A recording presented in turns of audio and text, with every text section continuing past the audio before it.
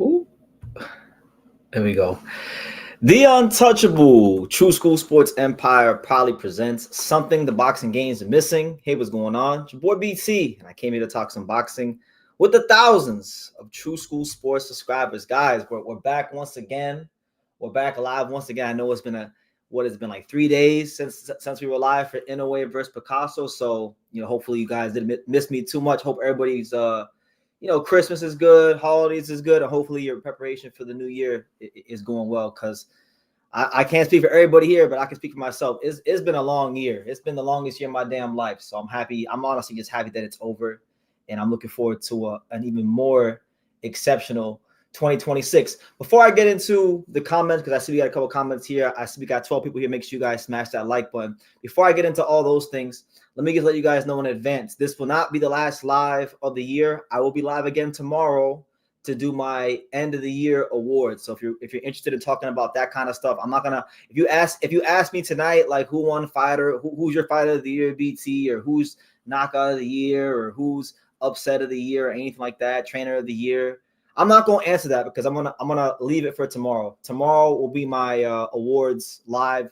I don't do those every year. There's a lot of years where I didn't do the awards because sometimes I was just busy. I was traveling, but I got more time this year, and I want to make that the last live. I feel like it was a cool year for boxing, so we'll do that tomorrow. But this particular live is the aftermath of Inoue versus Picasso, so I'm going to be discussing naturally all things Inoue. I know there's other things going on in boxing. I know like the big story, and you know what? I'll touch on it briefly. Like I won't harp too long on it, but like I know Anthony Joshua got into a car crash. I really don't want to get too deep into it, really, because I don't know. I might have some out there thoughts on that whole thing. But what I'll just say is this: rest in peace to Anthony Joshua's friends that died in that car crash.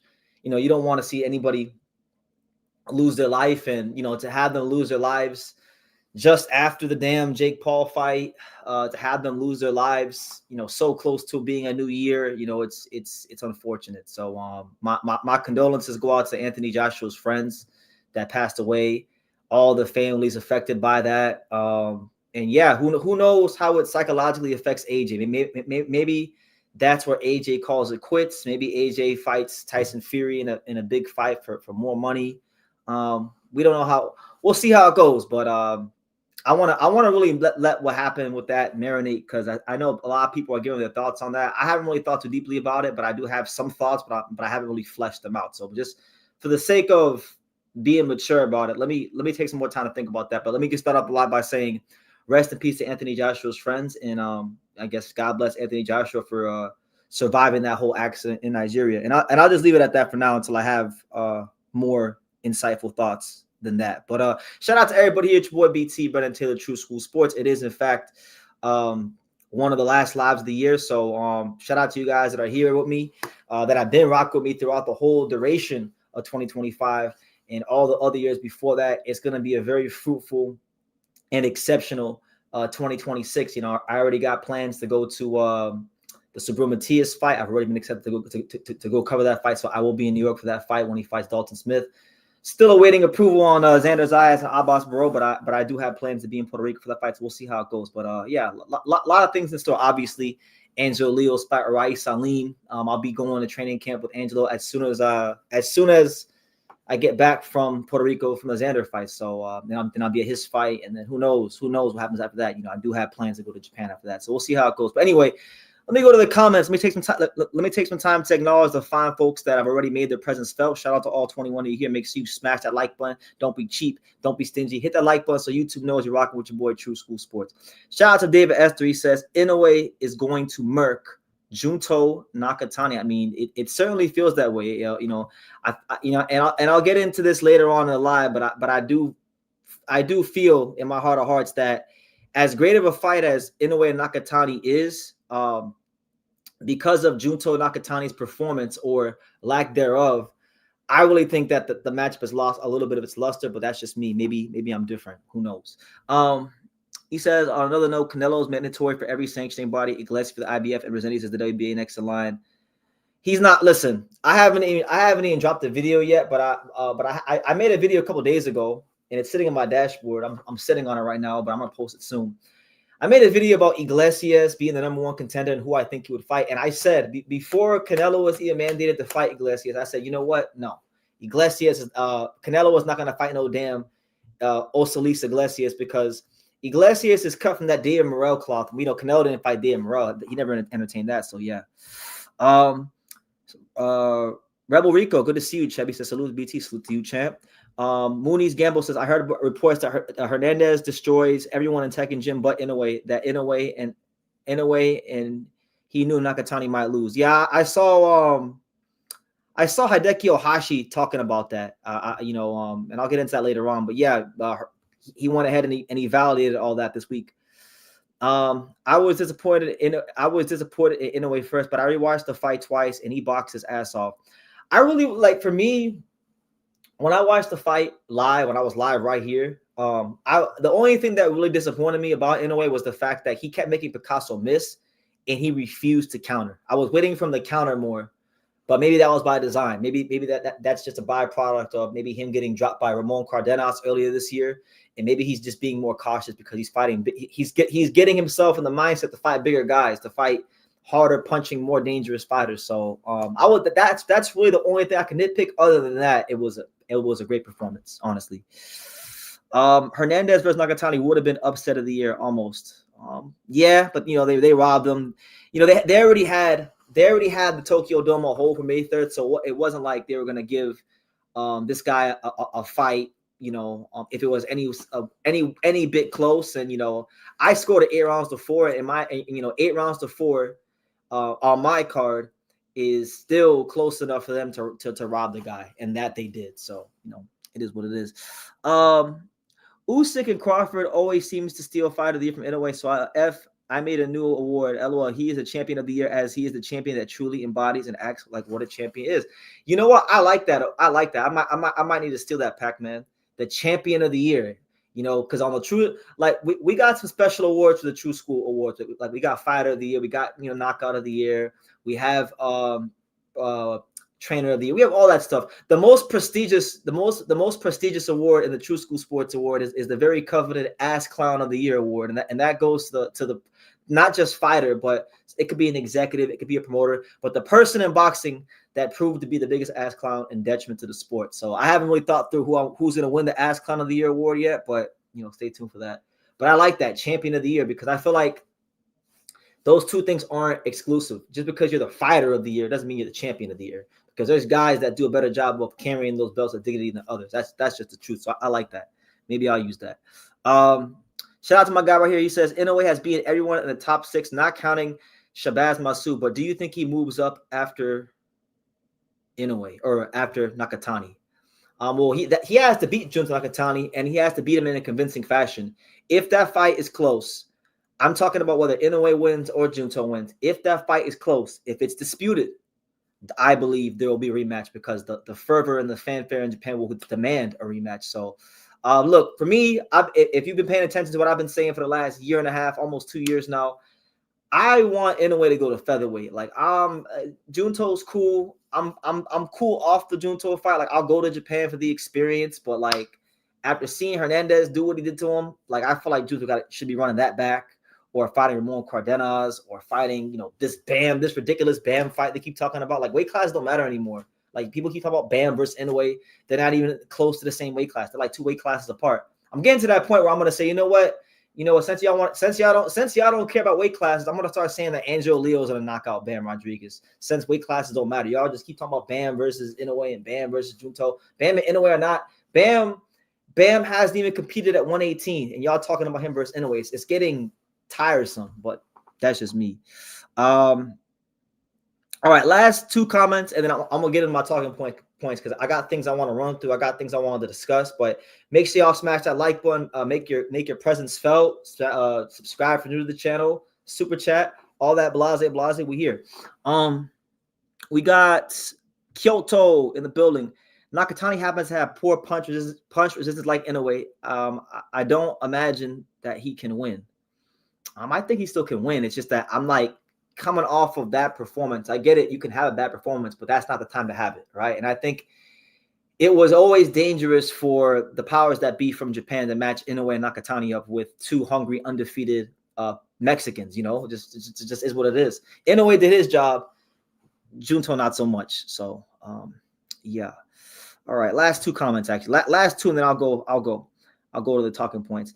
Is the whole thing about Kenshiro and Garcia true about Garcia pulling it on purpose? Just not fighting him. I saw a Japanese headline for an article, and I saw Japanese fans talking about it.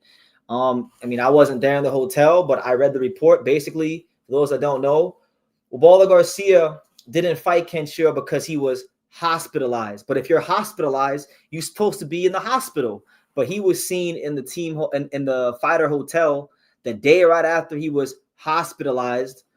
And he was eating breakfast at the buffet, mucking it up, having a great time, shaking hands, kissing babies, and like that it makes it look like everything was bullshit, and that maybe the powers that be didn't want Kenshiro to fight with Ubaldo because he was more than likely going to beat Ubaldo and force Bam Rodriguez to do the fight that, you know, Kenshiro's been calling for 2 years now, going on 3. So, yeah, I think it's bullshit, honestly. But anyway, last comment, and I'll go to the talking points. What are your thoughts on Zuffa Boxing's first announced fight being Sergey Bohachuk versus Butiev? I think that's about the kind of level that you could expect a lot of Zuffa Boxing shows to have. Those guys are good fighters. They're not big names. They'll never be A-side fighters. So they're going to get a lot of those guys, you know. I also saw that Raul Valenzuela signed with Zuffa Boxing as well. So I mean, that's the level they're going to go as far as, you know, fighters. I don't have any thoughts on it other than that that's a good fight. That's a fight that, you know, 4 years ago would have been on Ring City USA or Showbox. So they're getting that caliber of fights now. So good for them, and good for some of these fighters in boxing that aren't, you know, big names that are never going to be on the right side of politics. Good for them in a sense. Like, it's not good for the champions, so to speak, the guys that make 6 figures, but for the guys that are never ever, no matter how much they win, going to be on the right side of boxing politics. Good for them. Good for them to find an avenue to stay busy and push their careers forward. Enjoy the moment while it's here. Take advantage of it and get what you can out of it. So yeah, I'll just go ahead and say that right there. But anyway, you guys leave your comments down below. I'm gonna go to my talking points because I have a lot of things I want to discuss and run through. Let me see where do I go? And see, I have my talking points ready to go, and now for some reason my talking points are not here. That's bullshit. I have my talking. I spent all this time doing my damn talking points, and now they're not popping up. So I'm a little disappointed in that. But I'll type them out because I remember them. So I guess we'll start with this one right here. All right, I'll type them out while I'm talking to you guys. We'll see. Naoya Inoue, is he the best fighter in the world? Right? Because I want to talk about that. Right? Like right now, you got a lot of people in the fight game that, you know, Inoue is getting a lot of fanfare. He's probably more beloved than the majority. I would say like damn near everyone in boxing. I know you have Canelo Alvarez, but he's towards the end of his career. His popularity, it's dwindling because he lost to Crawford now, and, you know, people are fickle. So I think there's a real case to be made that you could say that the Monster might be the most popular fighter in boxing right now. He sold out the Tokyo Dome. That's 50,000 plus right there in his home country. He came to America earlier this year against Cardenas. He sold almost 10,000 tickets. I think it was like 8,400 something, which isn't a big number, but it's better than a lot of American fighters can do damn near, right? So you know, he gets a lot of fanfare because of the great fighter he is and the great fighter he's been for not just 1 year, not just 2 years, not just 5 years.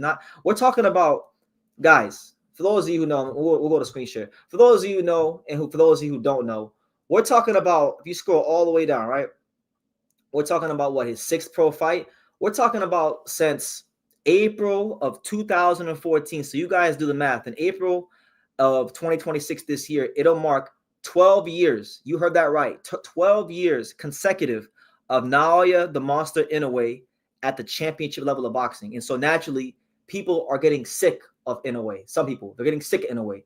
They are finding reasons to downplay him. They're looking for anything, whether it be the raps, because that was a big story. You know, he had the whole hand wrap thing out there in Saudi Arabia. And I spoke to some of my people in Japan about that were there in the locker room, and what they told me, and you guys can take it for what it's worth. But some of my people in Japan that were in and around the situation in Saudi Arabia, they told me that Inoue and Picasso and the commission, they all had a big miscommunication, and that's what led to all that. And what was put out there by DAZN was just one very, very minimal moment of what was going on. So that's what I was told. You can choose to believe it or not. But anyway, Inoue has been at the championship level for 12 years.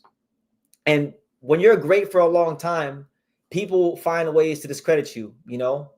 So they'll say things like, well, okay, well, Inoue hasn't fought anybody, right? But that's not true, because we know he's fought future Hall of Famer Nonito Donaire. We know he fought Stephen Fulton when he was a French pound-for-pound guy. We know that he fought Marlon Tapalos, who's a very fantastic champion. Luis Neri, who's been a multiple division champion, who was one of the most dangerous guys in and around his weight class.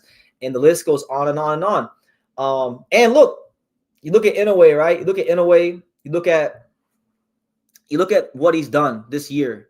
Now, granted, you're talking to somebody. I've gotten criticized from a lot of the hardcore Inoue fan base, even though I'm a hardcore Inoue fan myself. I've gotten criticized from the Inoue fan base because I've been hypercritical of some of these guys even fighting, like the Yi Jun Kims and you know, Merjan and I guess Picasso especially, right? I told you guys what that fight was before it ever happened. Before they even thought about signing it, I told you what that fight was, right? And but you know what? You look at the whole body of work. You can't just judge it off one fight. Look at the whole body of work. You're talking about a guy who has been the undisputed champion, right? He came into this year the undisputed super bantamweight champion. He fought 4 times in a calendar year, defending the undisputed championship, and he leaves this year as the undisputed champion. He's the first fighter since Larry Holmes in 1983 to defend the Ring Magazine title 4 times in a calendar year. He's the first guy that I know of. You guys tell me, since I've been watching boxing, he's the first guy that I know of who's been an undisputed champion to fight 4 times in a year and win, you know, that many times in a year while being the undisputed champion. So he's doing unprecedented things. And look, I feel like when Terence Crawford was in boxing, it was definitely a lot more of a discussion, because Crawford is obviously an all-time great fighter, and he's, you know, 3-time undisputed. So I didn't have a problem with Terence Crawford being above the monster. But now that he's retired, and now it's just Usyk and Inoue. Now look, I like Usyk. I've sung his praise many times, and there's been times where I thought he was number 1. But when you factor in, I'm talking about 12 years at the championship level, 4 times fighting in 1 calendar year as the undisputed champion. I mean, for my money right now, and I thought this at certain points in his career, but really for my money right now, the best fighter in the world, whether you like it or not, is the monster. It is. Like, straight up, it is. You can sit here and you can criticize what he isn't doing and who he isn't fighting and blah, blah, blah, blah, blah. He's fighting the top guys in his division, and he's just demolishing them one after one, just one after another. Like, he's just demolishing them. And you got to look at too also, it's not so much like the fact that he's winning. He had 4 fights. The first 2 fights this year, he won by stoppage. He knocked out Yi Jun Kim, another puncher, on short notice, in one, you know, a cherry pick, right? Because he was supposed to fight Sam Goodman. Sam Goodman kept pulling out.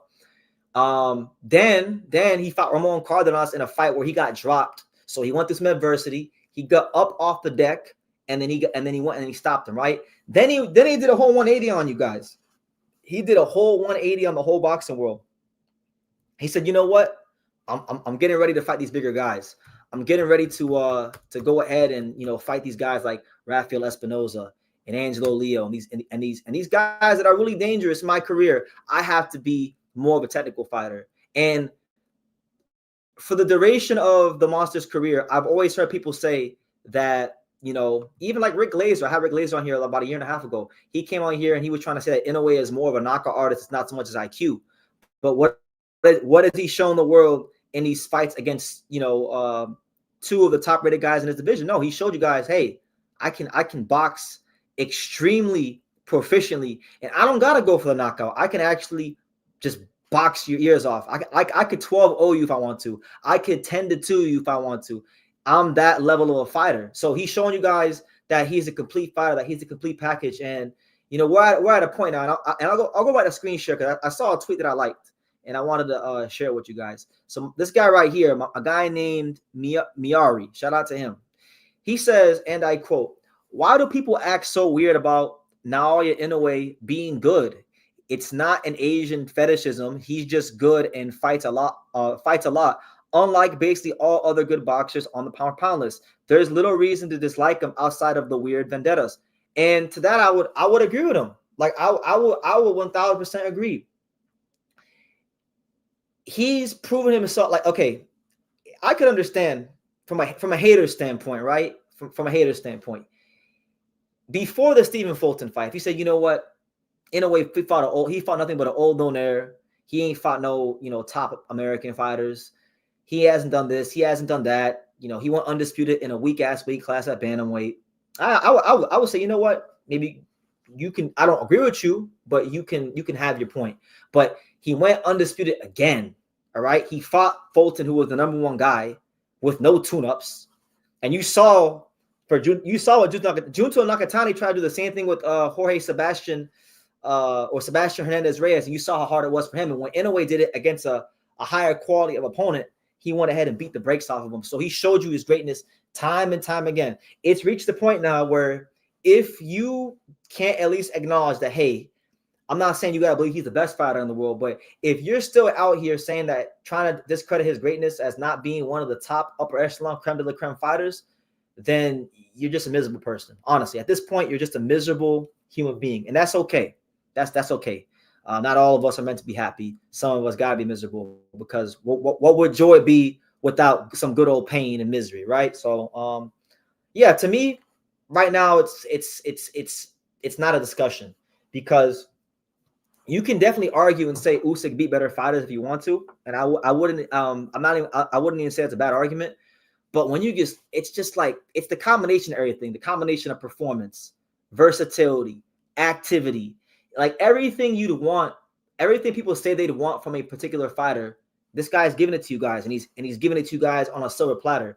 So I'm not gonna wait. I'm not gonna wait till he's gone from the sport to appreciate him. No, I'm gonna appreciate him right now while he's still boxing. And whether he stays at super bantamweight, or to fight Junto Nakatani, or goes to featherweight, he's one of those guys. He's one of the few guys in this fight game that he could fight the electrician, he could fight the janitor. He's must see TV. So that's why I stand with Inoue. That's why I stand with him in his career. And I'm just happy to say that I've been here the whole time. For the majority of his time at the top level of boxing, I've been here faithfully covering his career. And it's been a blast. He's been one of the most covered fighters on this channel, and it's I would say the Picasso fight was probably the first time I ever got up and went live for an Inoue fight where I wasn't like overly excited about it, because I knew Picasso really had no chance, and then Picasso fought in a manner that was to survive. It was cool seeing him do his thing in box, but for Inoue standards, it wasn't his most exciting fight. But I could appreciate it. It was one of his most mature fights. It was one of his most disciplined fights. And I think, another 12 rounds in the bank against a bigger guy before you fight Junto Nakatani and these guys at featherweight, it won't do him any harm, I think. But like I said, I think what I would like to see would be Naoya Inoue definitely countering a bit more. He made Picasso miss a whole lot, but he didn't really counter enough for my liking. I feel like there was a lot of making him miss, but not enough making him pay. So in the next fight against Junto, I feel like that could be an area where he could capitalize on, but he has to be willing to capitalize on it. So we'll see what happens. Maybe, like I said, maybe that Cardenas knockdown from earlier in the year, it's playing a role in the psyche, and he's becoming more of a risk-averse, safety-first type of fighter. So we'll see. Hold on, guys. I can't believe my damn talking points just disappeared. I don't know what I did, but I had them all typed out.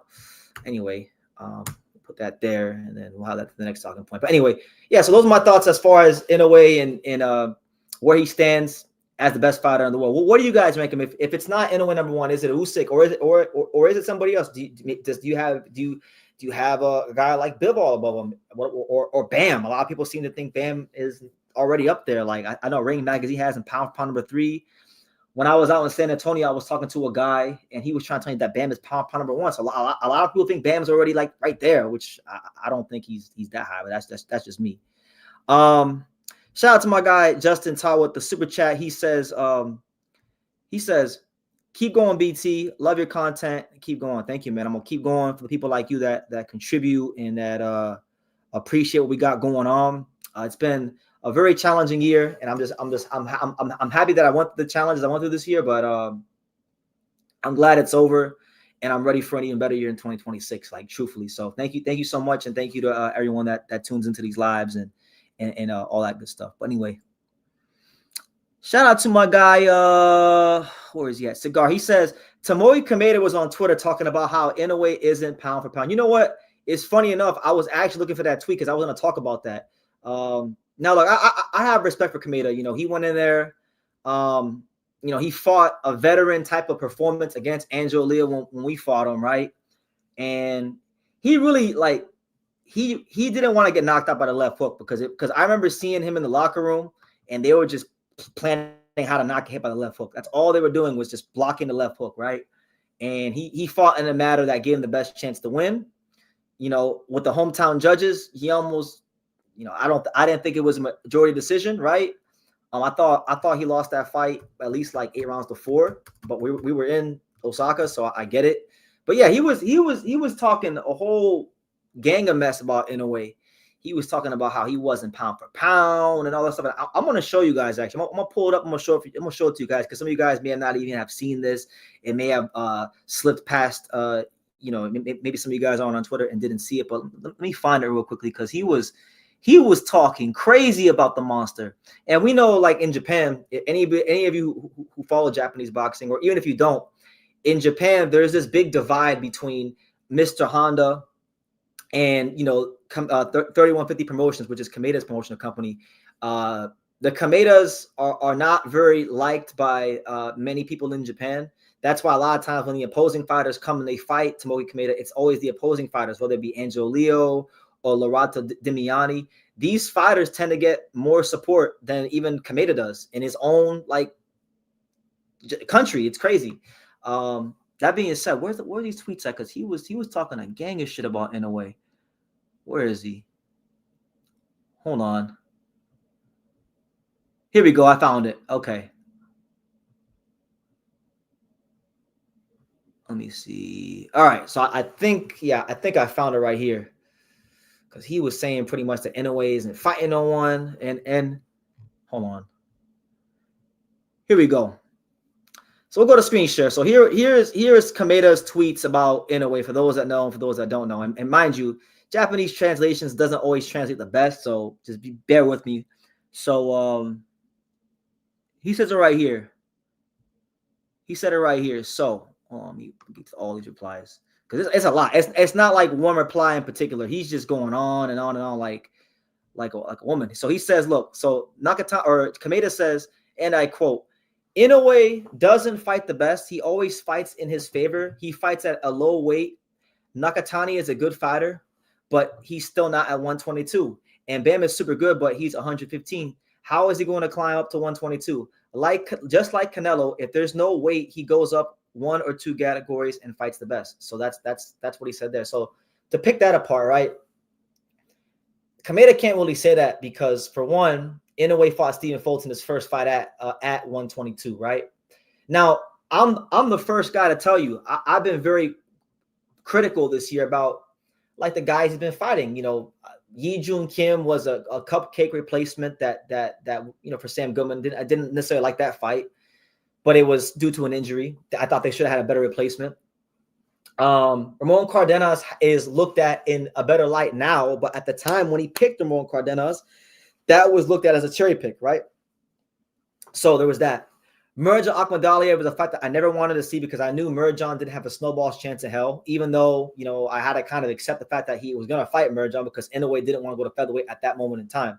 And then in Picasso, I'm the guy that told you guys that, and it was definitely an exaggeration, but I had to get my point across. I called Inoue versus Picasso before I ever got signed. When it was first mentioned, I called it the gayest fight in boxing because Picasso didn't deserve a #1 ranking. So I've been hypercritical of Inoue's resume, but if a guy's fighting 4 times in a year, listen, if a guy's fighting 4 times in a year and at least 1 or 2 of those guys is a top contender, you got to commend that, because champions these days are not doing that. That's some throwback to the 1980s type stuff that he's doing. So you got to give him that, right? Kameda continues. He continues his soliloquy about Inoue, and he said the following, and I quote, because this guy was going off on him, and he was saying that, you didn't beat Angelo, this, that, and the third. He said, I ain't pound for pound. Everyone is saying that Inoue is pound for pound. If he's pound for pound, step up to 126 or 130 and beat all the champions like that. Then it'll be pound for pound. But beating Picasso and McDonald and James McDonald ain't gonna make him pound for pound. Imagine Crawford, who's he fighting with? So that being said, I'm with him as far as going to 126. 130 I feel is pushing it for Inoue. That's my opinion about 130. But I felt like I've seen Tomoe Kameda in person because I was there when Angelo fought him, and then I've seen Inoue in person multiple times this year because I covered the fight with Cardenas. I went to Ohashi Gym to go visit Brian Norman Jr. while he was there. I've seen I was sat ringside for the Yi Jun Kim fight, and I saw him walk in the tunnel. Inoue is not a big guy, guys. Like it doesn't really hit you how small this man is until you see him in person. Because I was once like Tomoki. Like I felt like he did it one time. Like, damn, like this guy need to hurry up and move up, right? But then I saw him a couple times in person this year, and I'm like, damn, he's really small. He's really pushing the envelope. Like if he goes to featherweight, he's really pushing that envelope for his limits. And I can't necessarily blame him if he doesn't fight at featherweight. Now, of course, selfishly, as a Inoue, big fan of Inoue, as someone who supported his career and covered him since 2016. I want to see him try to go to featherweight, because if he can get one of those belts, he'll become boxing's 7th 5-division champion in history. And that doesn't just happen to, only the best of the best have accomplished 5-division greatness in boxing. You understand? So I don't care who he fights against. I want to see him try to go for the 5th weight class title. I would love to see him fight my boy Angelo Leo, because I think it's one of the best fights in boxing. But if he doesn't, I still want to see him fight Nick Ball or Espinoza or Carrington and try to achieve that greatness. So there's tidbits of truth in what Kameda is saying, but he's coming from a negative place, and he's saying things that I also don't agree with. Like, I don't think he needs to go undisputed at 126 or 130 to prove he's great. He's already proven he's great. He's been fighting every fight since April of 2014 has been a world title fight. Do you guys understand how absurd that is? Let me repeat what I just said. Inoue has 32 fights in the professional ranks. His 6th pro fight was his first world title fight.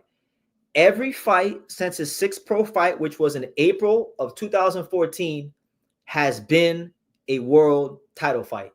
And he's won every world title fight. And he's won those fights against different styles. Despite all the criticism of him, not fighting in, America, he's fought in America, not once, but on a couple of occasions. So you gotta get the man his due. Like, listen, for those of you who've watched me talk about Inoue and featherweight and really go off about certain things, you know how I feel about him at 122. I've been frustrated at times, but I'm not going to sit here and discredit what I'm seeing. This guy's an A-class fighter, right? And God willing, I want him to beat Junto. I'm rooting for him to beat Junto. I think he can beat Junto. I'm picking him to beat Junto. I was picking him before to beat Junto. I'm picking him even more to beat Junto now. I want to see him go to featherweight. And if I had my choice, you guys know who I want him to fight at featherweight. That'd be the IBF champion, Angelo Leo. But if not him, anybody else at featherweight will also suffice as a fight game. So understand that.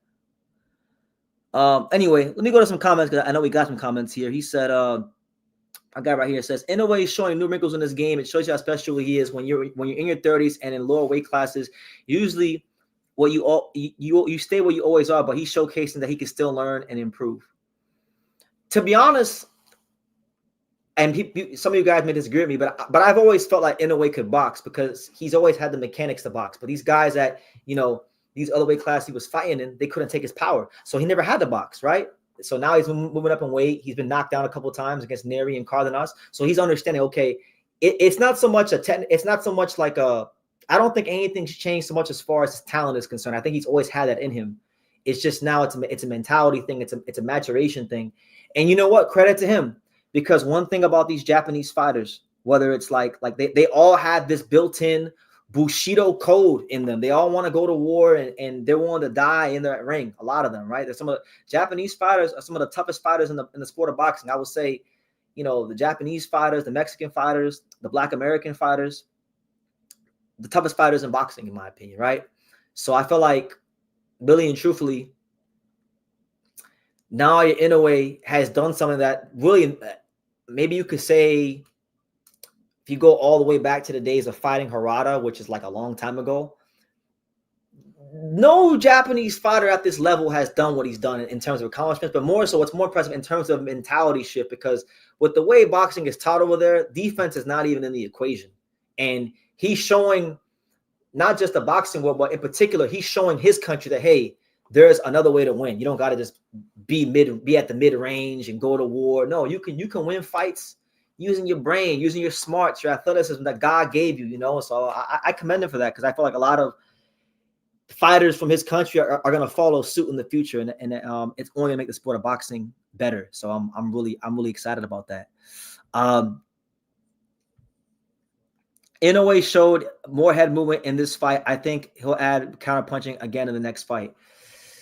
We'll see, man. I personally think, just from the Cardenas fight to now, because he's had the back half of the Cardenas fight, merge on, and then now with Picasso. Even in the merge on fight, he didn't really counterpunch too much in that fight either, because he didn't necessarily have to. But I don't know if it's because he's just not doing it, or if it's he's just being more safety first because of the knockdowns. I don't know. We'll see when he goes featherweight. Just tell me why you think Leo has the best chance to win against Inoue. Oh, a number of reasons. And I've been saying this for about 5 years. First of all, he's an elite volume puncher. Not no pretend volume puncher like Picasso. He's an actual elite volume puncher. He's flashed one-punch knockout power in the featherweight division. If you go back, the Venado Lopez knockout was a one-punch left hook to the head. The Mike Plania knockout was a one-punch left hook to the body. So he's flashed one-punch knockout power. He's a real boxer puncher. And whether it's Angelo or somebody else, if Inoue ever loses in his career, I'm going to tell you the characteristics of the fighter that's going to beat him. Okay, number one, they got to have the ability to actually outwork him, to throw more punches than him, right? That's number one. Number two, they got to be durable. They got to be able to take a shot. Angelo's never been dropped. Angelo's one of the highest fighters in terms of output in the featherweight division. He's got real one-punch knockout power in this division, but he's matured himself. When he fought Kameda, he beat Kameda with just his damn jab, and he couldn't do that 4 years ago. He didn't really have a great jab to speak of 4 years ago. At least under the lights. He did in sparring when I watched him spar, but when in actual fights, when he fought Aaron Alameda, he wasn't jabbing like that. So I just feel like he's the most complete fighter at 126. People keep saying they think Espinoza is the toughest fight for him. You know what? Hold on. I'm gonna use it to transition into my next talking point. Hold on, let's talk about it. Hold on, let's talk about it, because it has to be spoken about, right? A lot of people talk about Rafael Espinoza being his toughest challenge, right? And I aesthetically speaking, from the optics of it, I can't fault a lot of people, because it's the truth. Espinoza is a 6'1" featherweight. He's got very dense bones. He's one of them guys where you can do everything right from a technical standpoint, from a game plan standpoint, and it might actually not matter. He might just actually be too damn big, right? But I have a theory about Rafael Espinoza, right? Or Inoue, right? I don't think any fighter with a long torso can beat Inoue. So I'm talking about these long rangy guys with all these ribs to hit. Hold on, what's going on with this damn thing right here? Anyway, all these guys with long torsos, I don't think they can beat Inoue, because when you talk about a guy like the Monster, he is one of the best body punchers in the sport. He's an A-level body puncher. And so if Espinoza was a guy that mastered the art of fighting on the outside, I would say, you know what? I can see what you're saying. I can see why Espinoza beats Inoue. But truth be told, I think Espinoza is going to get folded against Inoue. I used to think that he was the second hardest fight in the division for Inoue. I'm now saying that he's the third. I would say of the champions, he's third. My stance has changed. My stance has changed, Espinoza. I think Angelo's Inoue's toughest fight. I think Nick Ball is actually second. Not because Nick Ball is better than Espinoza. It's just a style thing. I think Ball is willing to make fights really, really ugly. He has a low center of gravity. That fight might literally end in a disqualification. He might kick Inoue. We've seen him kick people before, right? And he's a good volume puncher on his own right. Like, I feel like he's got one of the characteristics to give Inoue some problems. But like Espinoza, to me, he leans over his front foot. He has that long torso. A lot of the people in the Japanese boxing community and in the boxing community, they might feel like Espinoza is going to do all these things with Inoue. I don't. I think Espinoza is a knockout loss waiting to happen, whether it's against Inoue or Angelo Leo. I think he's going to get stopped by one of those two. Whichever one of them gets him in the ring first is going to be the first one to stop him. I don't think he's making the weight that well. I think Zamfir Promotions is matching him very, very like soft. Like, they're giving him some of the softest matchmaking imaginable. He's getting Arnold K. Guy and Edward Vasquez, who can't even punch in his weight class, and draining him down a weight. Like, yes, I give him his credit. Robesi 1 was a classic fight. I give him that one. I really didn't think he was going to beat Robesi in that second fight. He did. So I give him his due for Robesi, and those are good wins to have, but he hasn't done anything after Robesi, like outside of Robesi. So as good as Espinoza is, and I like him, and I like him a lot as a person and what it represents and how he conducts himself, but I don't think he beats Inoue. I don't think he beats Angelo Leo. I think he could beat Nick Ball. I think I would favor him against Bruce Carrington if Bruce wins the WBC fight.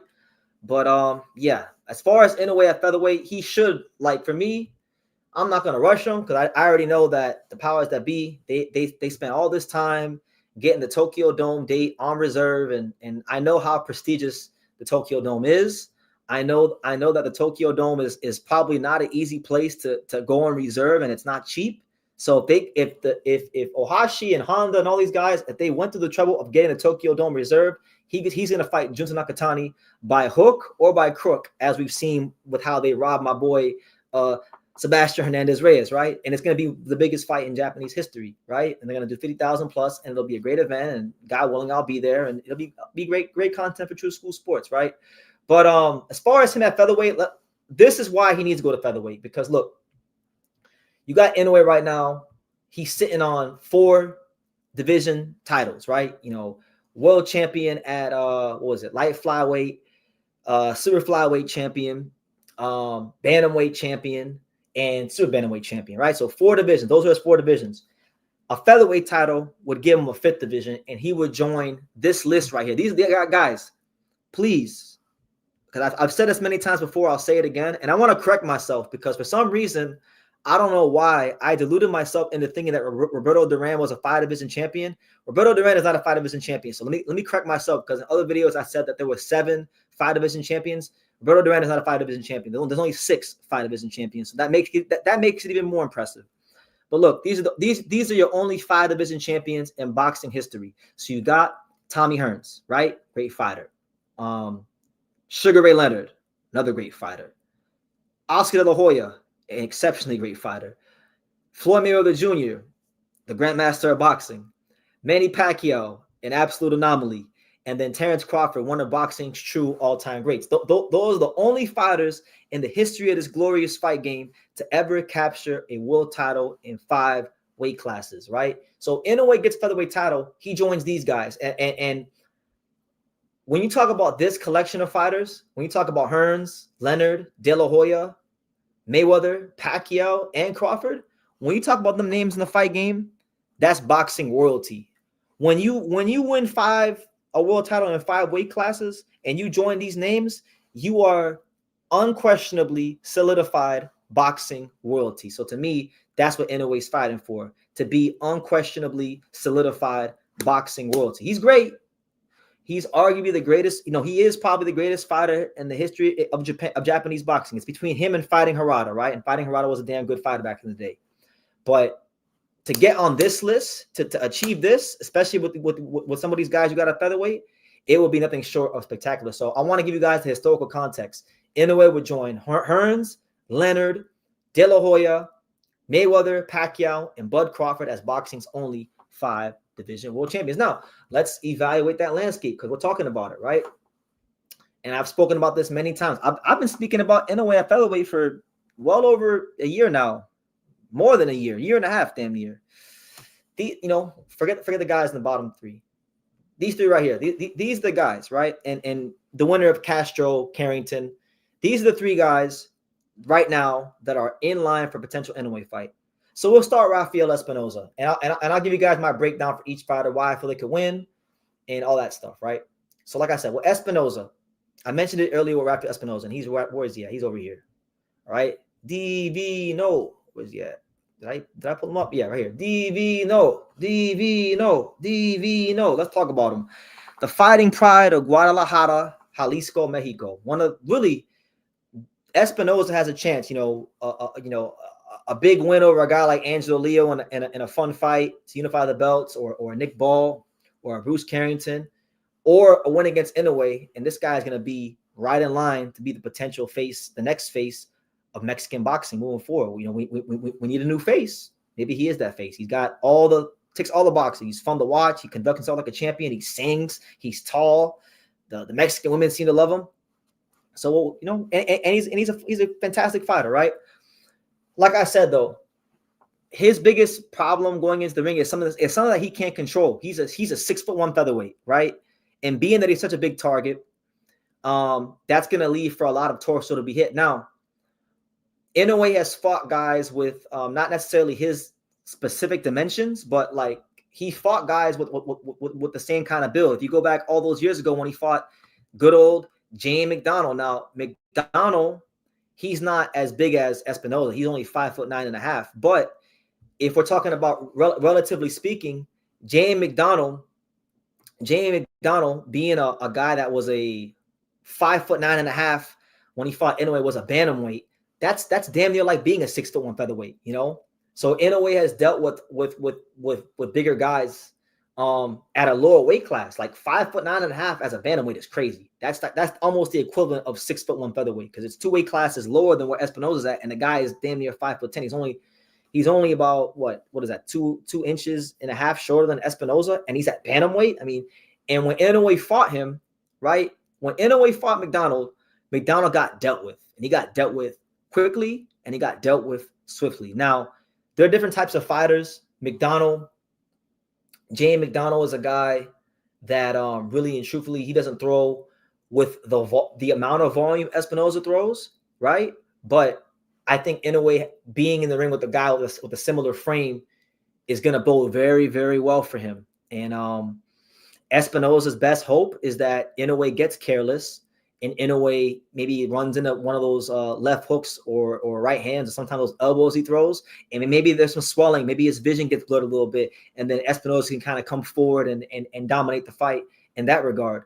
But it's crazy. Like boxing is so, it's all about these little moments in time, right? Like Espinoza fought Robesi in their first fight.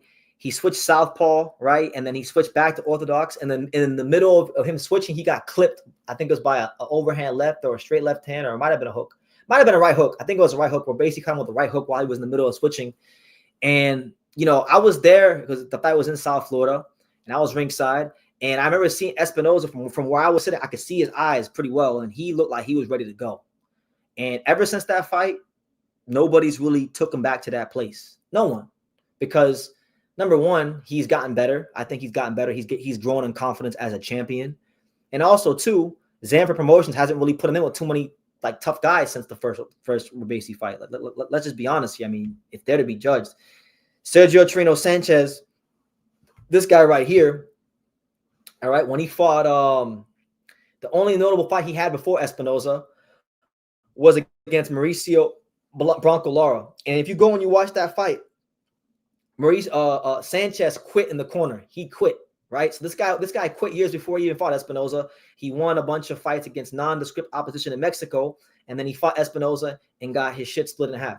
That's his career. That was Espinoza's first defense.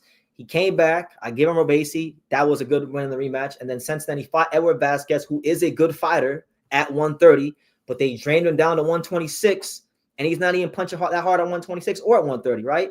So I thought it was really good matchmaking on Top Rank's part. And then he fought K-Guy, a guy who's very tough, who's very brave, has balls down to his ankles, but a limited offensive fighter. So I think it's been a combination of Espinoza growing in confidence and Top Rank in conjunction with Zanford Promotions picking the right guys to make him look like how he's been looking, like a killer. But I don't think he's had a proper test since the second Rebasi fight rematch, right? So I look forward to seeing what happens for him. I think again, he's so big as a fighter and he throws with so much volume and he's such a determined champion that Inoue could do it could be one of those things. And this applies to Angelo Leo too. So don't think I'm just being biased. This applies to Angelo. This applies to Inoue. This applies to every featherweight in the division. Carrington, Ball, Angelo, Inoue, Nakatani, if he wants to come up. It applies to everyone. Espinoza's combination of size, volume, and bone density make him such a tough matchup for most of these guys that you can do everything right from a game plan standpoint, and it still might not matter because he's just too damn big. So I think he wins that fight against Inoue if he's able to push Inoue back and if he's able to not allow Inoue to land the big straight right hand down the middle. He's going to have to kind of do a little bit of what Picasso did, because Picasso, one thing I'll give him is that Inoue wasn't really able to land a lot of flush straight right hands on him. He may have landed a left hook to the body. He may have landed an overhand right around the guard. But as far as that right hand coming off the jab, that really wasn't landing at the regularity that Inoue wanted to land. So he's going to have to come up with a good game plan to take away the right hand and then get Inoue on the back foot and outwork him and keep the fight nice and close quarters and just really make him feel your presence and your size in that ring, So that's how I feel he wins that fight. But I don't think maybe I'm the minority, but I don't think he's Inoue's biggest threat because I don't think fighters with long torsos can beat fighters like Naoya Inoue or Angelo Leo. They're two elite body punchers. They're too good in the body punching department to really have anything for him, in my opinion. So we shall see. But a very good fight. If Inoue's one challenge at featherweight was Espinoza and he would have beat him and just never fight anybody else, I wouldn't complain about it because you're taking on a guy who, by the consensus, by public perception, this is the guy at featherweight right now. This is the biggest threat because of the size, because of the fact that he closes these guys' eyeballs shut. If you go and you fight this guy, he's undefeated. He has an O, right? Everyone loves that O. He got an O. If you go in there, you snatch it, you become 5 division champion, then you know what? Do what you want, brother. You're a 5 division champion. You now boxing royalty with them guys I just named earlier. So I like that fight a lot for just boxing in general. Now, let me say this right here. People ask me all the time, and it really shouldn't be a question at this point because there is no fight in boxing, not one, in any weight class involving any fighters that I want to see more than Naoya Inoue versus Angelo Leo. Now, the reason being is because I view them both. Obviously, I think in terms of the best boxer puncher in the sport right now, that's Inoue, hands down. Inoue is the best boxer puncher in boxing right now. When Crawford was fighting, it was a debate. You could say Crawford was one. I wouldn't have a problem with you. But now that he's out the picture, Inoue is the clear-cut #1 best boxer puncher in the sport of boxing. Now, Angelo Leo didn't start off as a boxer puncher. When he was a super bantamweight, he was a straight volume puncher. Straight up, he was a straight volume puncher. But he's developed. He's developed a lot. He's not the same fighter he was back when he lost to Stephen Fulton. I think at featherweight, he's a real boxer puncher. And one thing that he's always been his whole career is an elite body puncher. I believe I saw a stat that said that Angelo Leo lands 47% of his punches that he lands overall are body shots. And it's one of the highest percentages in boxing, right? So that right there is a reason why I feel he would have a lot of success against Inoue. He's going to get in that pocket. He's going to have some success there because, look, Picasso to me is not on the same caliber of fighter as Angelo Leo, right? He's not as fast. He's not as devastating to the body. He's just not on that level. He was able to get in the pocket against Inoue, and he had his fair share of successes, but he just has no pop. He doesn't have that pop at that world-class level. At that world-class level, Angelo Leo does. He showed it against Bernardo Lopez. He showed it against Mike Planilla. He showed it against plenty of guys in the featherweight division thus far, right? Beat Polanco's arm out of his socket. Very good fight. And you know what? I feel like this is a fight that Inoue might entertain taking because Angelo isn't 6'1" like Espinoza. Angelo and Inoue have a common opponent in Stephen Fulton, and Stephen Fulton did beat Angelo Leo. I can't like disregard that. He did beat him. So that might give Inoue confidence to take the fight. And then on top of that, he has the IBF title, which means that he can't rehydrate above a certain limit. Neither can Inoue. So there won't be as big of a size advantage because of the IBF rehydration clause. So there's factors that make me believe that Inoue might consider it. But again, I'm not delusional. I'm not. I love Angelo. That's my guy. He's probably my favorite fighter in boxing right now, active in the whole sport. But I'm not delusional. Like, he's not the big. He's probably of other champions. He's probably the least popular. He's a soft-spoken guy. He doesn't really, like, when he does his interviews. He doesn't really give you a ton of quotables, right, in terms of like what he's gonna say. So, and he's Mexican American, but he's not, puro Mexico. He's not like that. So he doesn't get the full support of the Mexican boxing community. And then, he has been under-promoted for many stints of his career. So I get it. But this to me is the most underrated fighter in boxing, really, because he won both his world titles as the underdog. When he fought Tremaine Williams, he closed at plus money, beat Tremaine Williams. When he fought Venado, he was an underdog in that fight. He knocked him out. So you guys tell me, a lot of you guys are pretty smart out there. You guys tell me, how many fighters active in boxing right now have won a world title twice as the underdog, as plus money? I can't think of any. You guys tell me in the comments. But yeah, I would say, in terms of the featherweight champions, he has the best footwork. He can fight you in angles. He can fight you off the jab. He can knock you out off a counter punch. He's an elite body puncher. My only, I guess, critique of Angelo, being objective about why he could struggle against Inoue, is like in that Venado fight, there were some lapses where he kind of over maneuvered himself into a counter shot. So if Inoue is willing to counterpunch against Angelo Leo, I actually feel like that would probably be Inoue's best path to victory. You'd have to actually counterpunch Angelo, because he's going to throw so many punches. He's going to put you in a position where you got to fire back in between the shots, because if you don't, you're going to be on the back foot. You understand? So I think counterpunching, if we're talking about Inoue becoming a featherweight champion, if you're fighting these guys like the Espinosas and the Balls and the Angelos, these guys can all put a high output of punches together. And I think the number one facet that Inoue has to improve on, if he's going to beat any of these guys and do it in devastating fashion, like to his standard, is he has to be willing to make them pay after they miss. Because when he fought Merjan, like I said, and I'm going to keep repeating myself, when he fought Merjan, when he fought Picasso, he made them do a lot of missing, not so much doing a lot of paying. So I think you can get away with that against the Merjans, the Picasso of the world. I don't think he will against Angelo or Espinosa or even a Ball. These guys they're a bit more imposing. They punch harder. They throw out a higher output. And yeah, but I think this is a great fight, and I hope that Angelo Leo can win his upcoming fight against Rais Salim, which by the way is not an easy fight. Rais Salim just beat the best featherweight in Japan and one of the best, hardest punches in the division in Nakano. That's no gimme fight. Alim is a real top contender. And, Fulton and Ahmad Ali have had Alim in position to give them fights years ago. They didn't do it because they had other options. Who gives him a shot but the guy that's one of the realest champions in boxing, Angelo Leo. So, yeah, that's why I stand on Angelo. I think he's one of the only fighters in boxing that has the capabilities to actually outwork Inoue in the back half of a fight. That's why I feel like, if they ever fight, Inoue's best bet against Angelo, he might need to have to get Angelo up out of there before the, 6th round. Because if he doesn't, I think that the last 6 rounds are going to be hell on earth for him in terms of volume and what's coming his way. And I've always thought that for 5 years. I've thought that. I've got videos from 2020 talking about this, so it's not a new thought. But there's that. And then as far as Nick Ball, right? Nick Ball, at one point in time, I thought Nick Ball was the weakest champion in this division. And I think he has been protected to a point with Frank Warren, because they're fighting a lot of 122 pounders, right? They're bringing them up in weight to compete in a weight class they never competed in. But Nick Ball, I got to give it to him, man. He keeps nice, tight, high guard.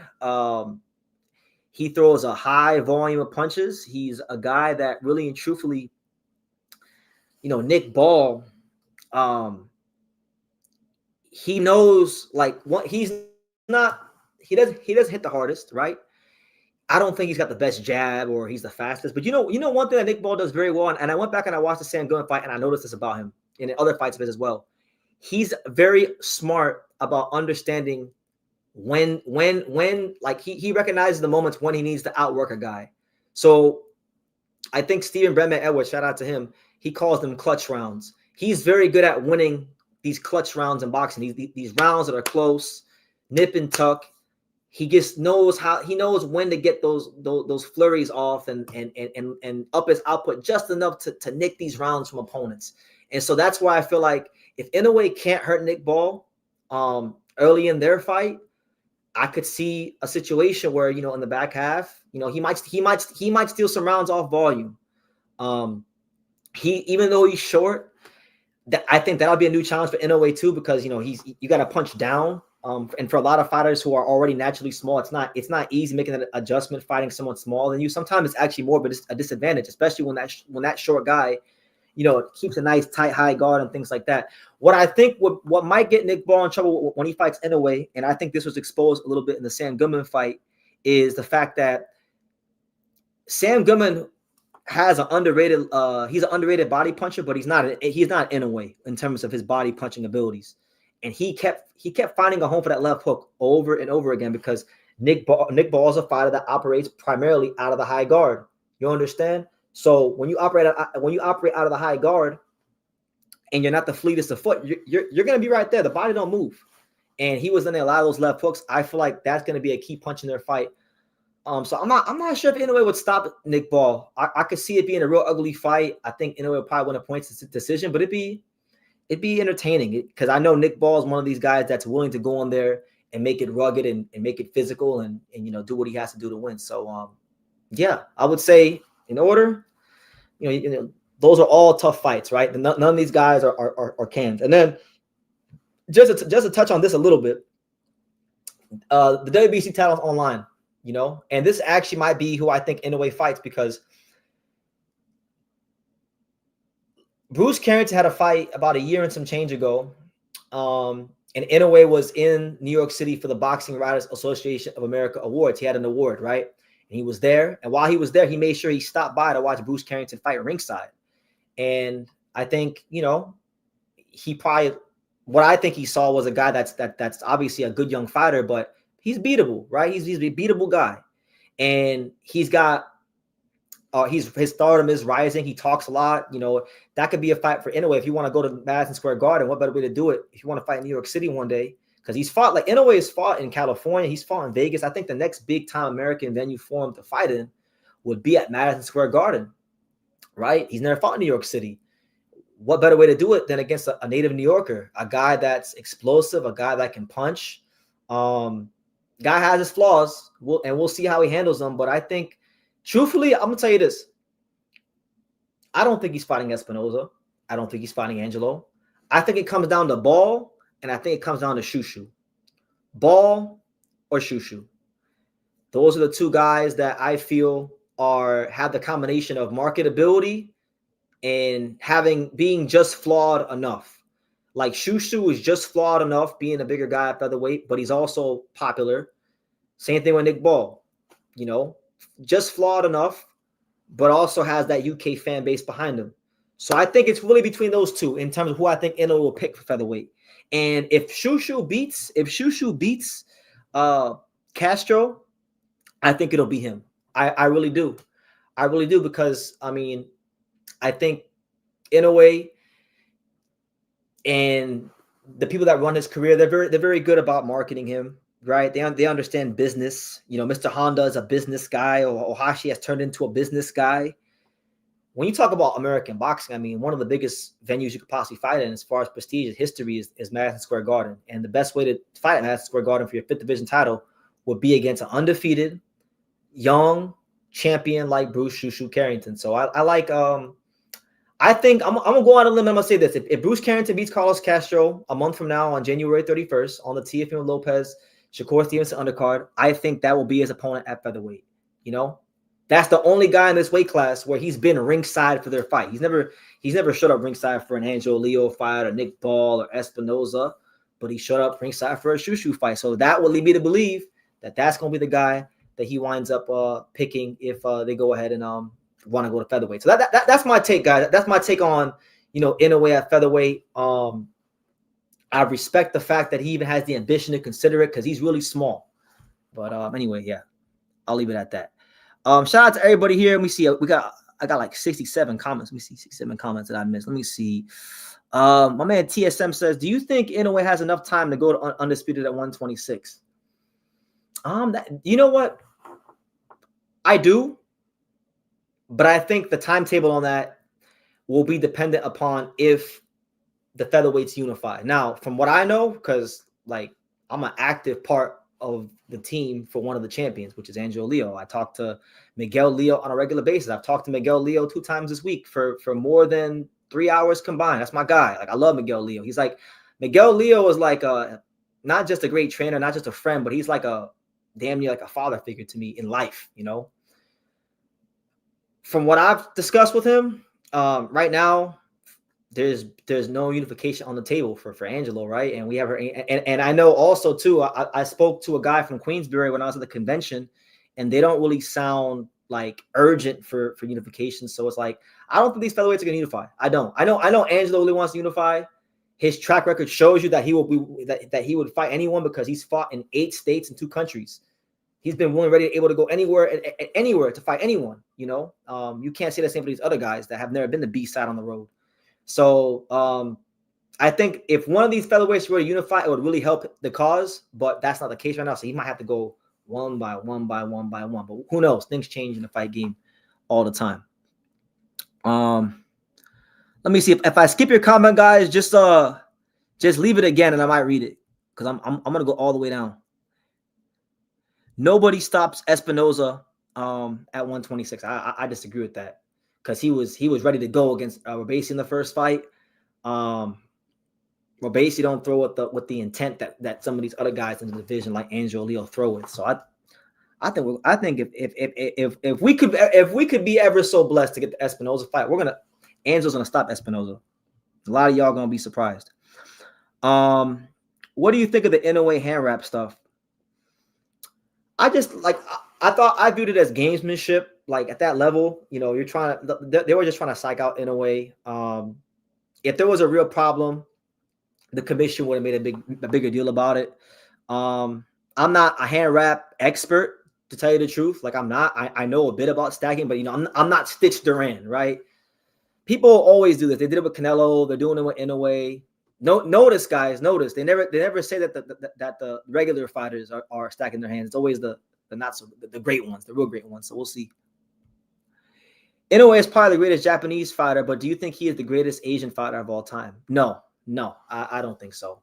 He's great, but I don't think he's better than Manny Pacquiao. Manny Pacquiao did too many stuff pound for pound. I think Manny Pacquiao. Now I'll tell you this: if Inoue were to, what would really give him, I think, a possible feather in his cap is if, like, somehow, let's just say he just ran through everybody at featherweight and became undisputed, and then let's just say he won a title at 130. He'd be a 6th division champion. He'd be a 3-time undisputed champion. He'd be a 6 weight class champion. He would equal Oscar De La Hoya as far as weight classes, and he will have been undisputed more than Pacquiao. So then I think it'd be an argument. But right now, no. But he's getting close. Do you think Inoue's first featherweight fight will happen at the Garden because Inoue expresses that that's the U.S. venue he wants to fight at the most? I wasn't aware that he said that, but then yeah, I think Inoue he's fought at T-Mobile Arena. He's fought in California. He hasn't fought the MGM Grand yet. You know, I have this dream. All right, I feel like Inoue, if he does go undisputed or try to go undisputed at featherweight, I feel like Angelo Leo is gonna be left for last.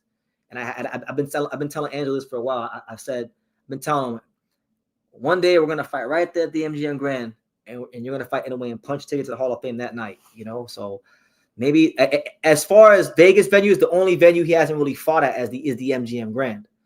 But I think they've kind of done the Vegas thing enough times already. They want to probably do something different. If Bruce Carrington gets that belt, he's a native New Yorker. He's a marketable guy. That'll make for a great fight. I think that's the ideal scenario for a Inoue MSG fight, in my opinion. Shout out to my guy Jitterbug. He says, "Oh no, I missed one." My man Jazz says, and shout out to the Bay Area. He says Inoue needs to move up to 126 instead of fighting weak opposition at 122. I've been saying that for a while. I'm glad some of y'all are finally getting on board. But I'm cool with the Junto fight. It's a big event. Even though I don't really want to see it as much now. I think Tekken may pull Junto out all their fighters. I think they should just do him and Bam, honestly, at this point. Do Bam. PYP Boxing, my guy PYP says, is Espinoza on the pound for pound list? True. Well, they don't, and good to see you, champ. Hope all as well. They don't have him listed pound for pound. I personally don't have him pound for pound either, but I feel like, there's a couple guys in boxing. Your guys like Zoto Ramirez, your guys like,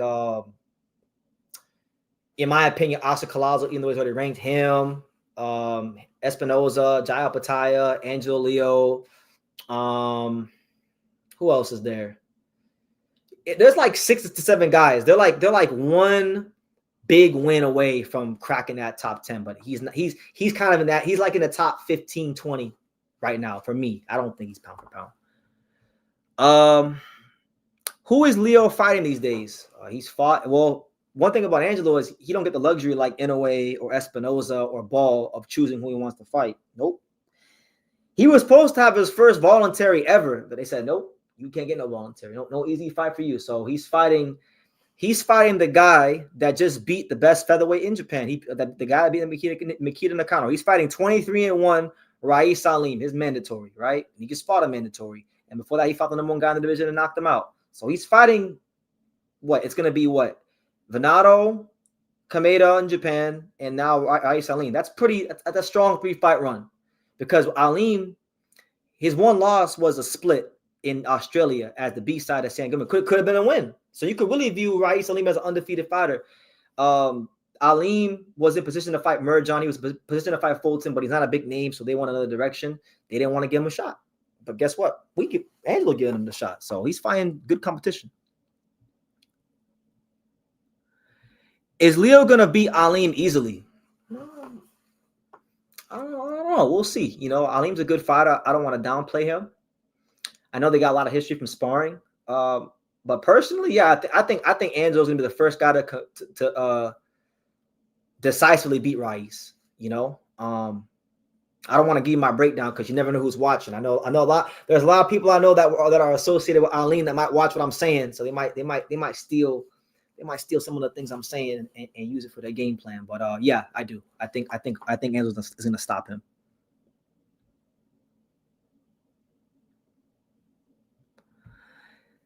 Yeah, but okay. The reason why I don't think he's going to pick Angelo is because Angelo isn't as popular as the other guys, and there's people. I don't want to put stuff out there, but there's people that are in Inoue's circle of influence that have been in the gym and seen Angelo spar other Japanese fighters, and he did pretty well. They know how good of a fighter he is. I don't think they go that route.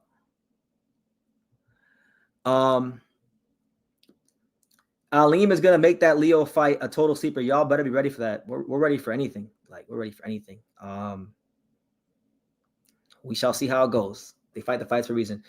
When is Angelo fighting a top dog? I don't know, man. Y'all asked me this. Listen, okay. So now y'all got me. Hold on. So now you're gonna make me really show you guys some shit.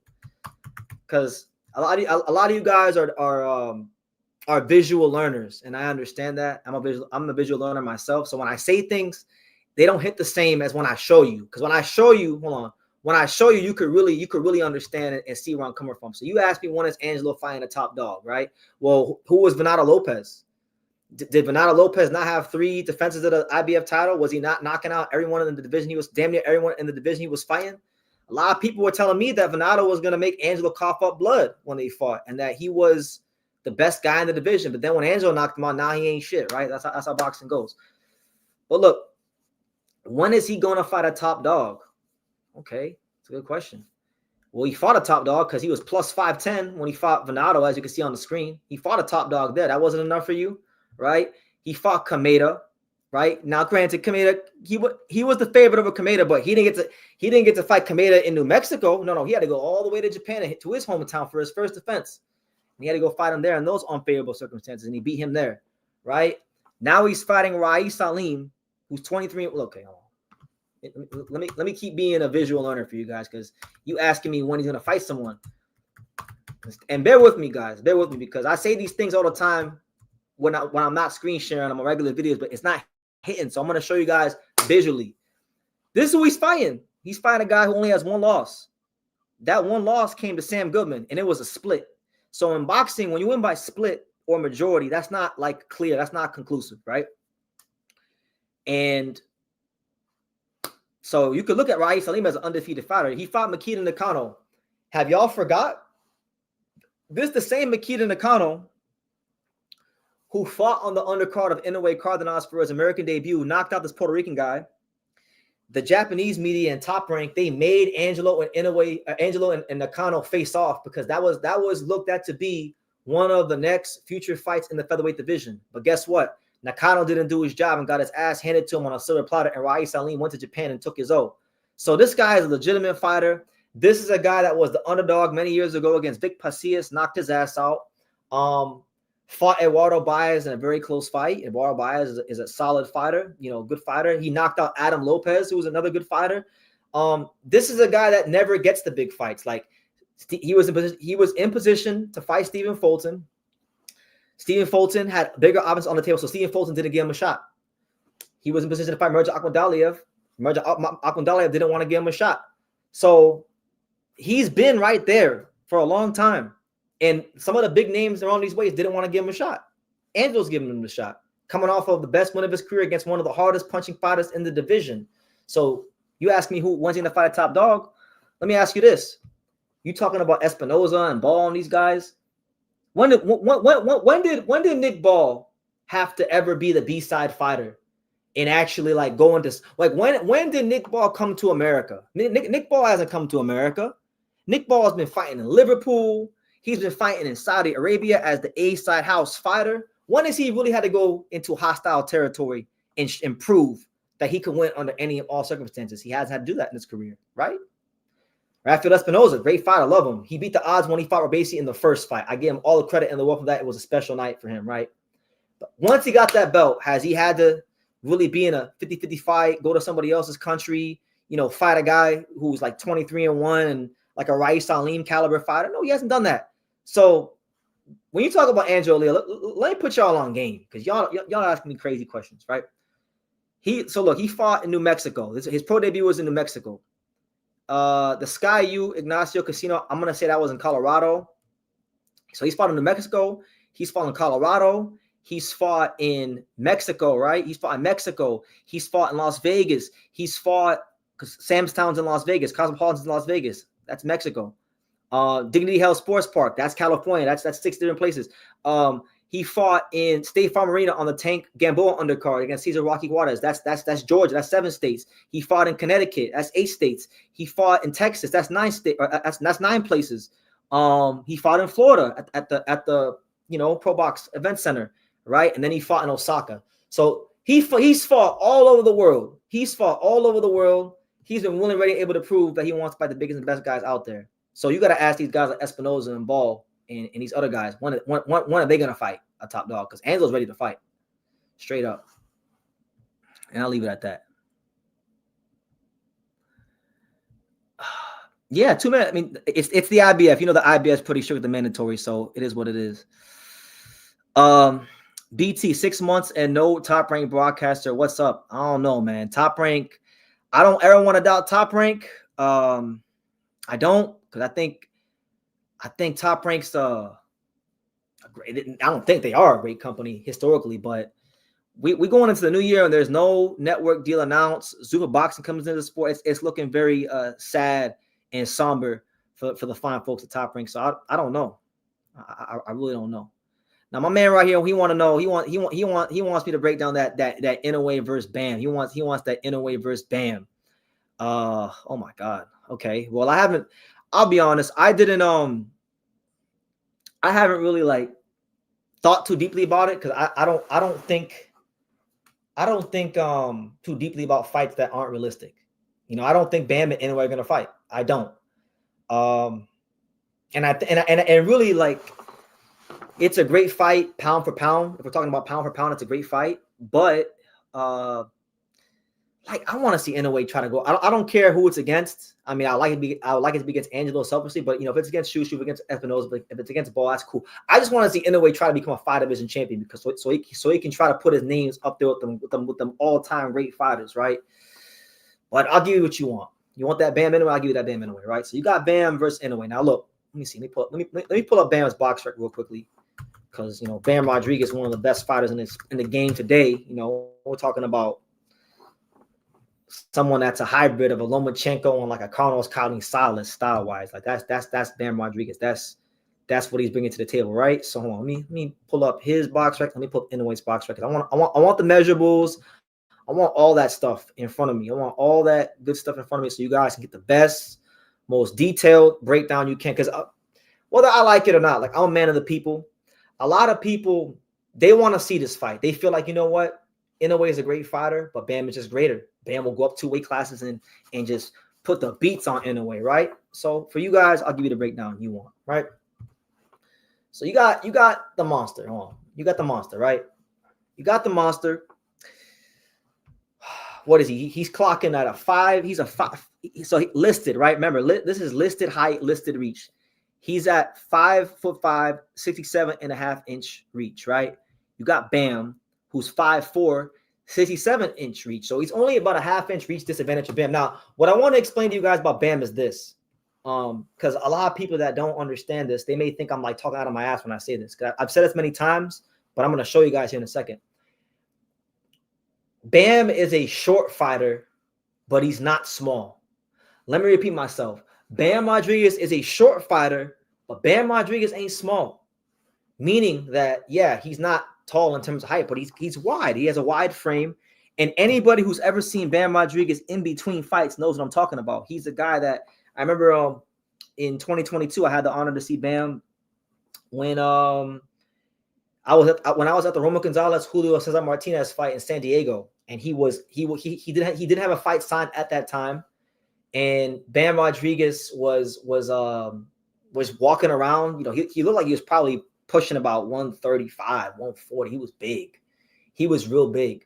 So yeah, Bam has won titles in lower weight classes, but he's a guy that I think is going to be a pretty solid bantamweight. And I think against a guy like Inoue, who's a naturally smaller guy himself, he's not going to be at a crazy disadvantage, right? I just showed you guys. Look, he's only at a 1 inch. He's only at a 1 inch height disadvantage and half an inch reach disadvantage. And on top of that, if we're talking about in terms of rehydrating on fight night, he might actually be the heavier guy than Inoue, because a lot of you guys may not know this about Bam Rodriguez. All right. Did you guys know? Did you guys know that Jesse Bam Rodriguez has fought a fight in his career at featherweight? Yes. Jesse Bam Rodriguez, the guy that's won world titles at, flyweight, super flyweight, all these wonderful weight classes. He had a fight at featherweight. Now I'm gonna show you guys. It was only one fight. Maybe it was an experiment, but he's fought there, right? And it was against a low-level guy. But right here, his 4th pro fight against Jorge Mosquera out there in Mexico. He fought at featherweight. He weighed in at 126 3/4. So he was damn near 127 pounds that fight. So he's been up there before. And if you've seen Bam, anybody who's seen Bam in between his fights when he doesn't have a fight signed, you know that he's not tall, yes, but he ain't small. He's a wide guy. I think physically speaking, he could be a very, very tough matchup for Inoue. Now, when you look at style-wise, when you talk about Inoue versus Bam, Inoue is a north-south fighter, meaning like many Japanese fighters, meaning he fights you in straight lines, but he's very athletic. Hold on. I need some water. Smash that like button. Hold on. You do all this talking, and sometimes you forget to drink water. Hold on. Give me that world-class boxing talk right now. But one thing about Inoue, guys, is he's very, very athletic. So even though he's a north-south fighter, he's very explosive and he covers a lot of ground very fast. So it's very hard for fighters to time his first step. And that's why whether Inoue decides to be the boxer, whether Inoue decides to be the puncher or the counter puncher, he's always gonna be most of the time at an advantage because of that explosive first step. Now, the reason why Bam could stylistically give Inoue problems is because Bam has an explosive first step in his own right. But unlike Inoue, Bam is a east-west fighter. He fights you in angles. He fights you in that Lomachenko, Carlos Salas style, where he gets that lead foot leverage on you. He'll take a deep lateral step around you and pivot around you to create new punching angles. So what this could do for a guy like Inoue is it could put Inoue in a position where he has to reset and he won't be in position to punch. And it could break his rhythm, and it could put Bam Rodriguez in a position to chop his body up and methodically break him down in the later rounds. So stylistically, it's a very interesting fight. Bam is a southpaw. We know that the southpaw killer is the straight right hand. Inoue's best punch, in my opinion, is the straight right hand. Picasso was able to go the distance because he took that away. But if Bam can't take it away out of the southpaw stance, he's going to be cooked. He's going to be cooked in a major way. So, I think there's a lot of things stylistically that are interesting when you break it down. I think too, like with Bam, he got his jaw broken by Christian Gonzalez, who was a kind of an awkward, rangy guy back in, I think it was 2022.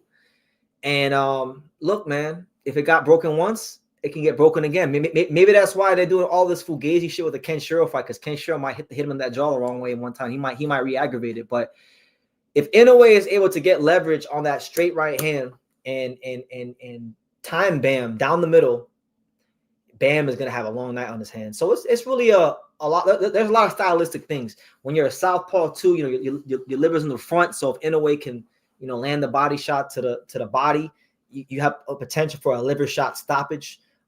There's a lot of stylistic advantages I actually see for both guys. They both have world-class jabs. They're both very explosive. I think Inoue is a bit more explosive. I think Inoue is maybe a little bit more athletic, but I think Bam is a bit more technically sound. And I think he's more nuanced in terms of his footwork. So it's a true pound-for-pound fight. I mean, I don't want to sit here and say it's the number one fight I want to see, because I want to see Inoue go to the 5th weight class and put his name up there with the greats, try to put his name up there with the boxing royalty, the guys like Leonard and Hearns and Mayweather and Pacquiao and Bud and De La Hoya and them kind of guys. But, if Bam is feeling froggy and Robert Garcia isn't just, capping to Twitter and he really believes in this fighter, and if Mr. Honda and the powers that be could maybe think a little different than they're accustomed to, do this fight. Honestly, at this point, I'm not.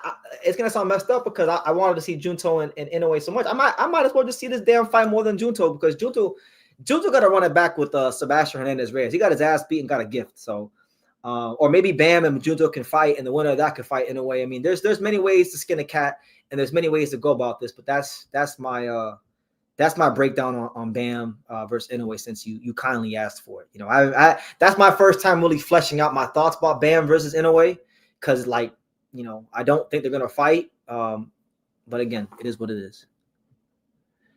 My man right here says, I don't think it's fair to one up Leo, but not Inoue. They're both fighting. They're number ones. No shame in that. I don't think it's fair to one up Leo, but not Inoue. They both are fighting in their N1s. What do you mean N1s? Damn, I'm going to drop back on Junto since everyone's counting him out now. Listen, I think personally, Junto Nakatani is stylistic. He matches up better with Inoue than he did with Reyes. So, I'm not counting him out, but I was picking Inoue beforehand. I kind of seen what I needed to see. I'm picking him even more now. Leo versus Aleem is going to be a stinker fight. And if it's not, and he makes a statement, then what are you going to say? They low-key turned Leo into the new Venado of 126. But not, I mean, I don't know what you mean by that. Please expand upon that, because I don't see what you're saying.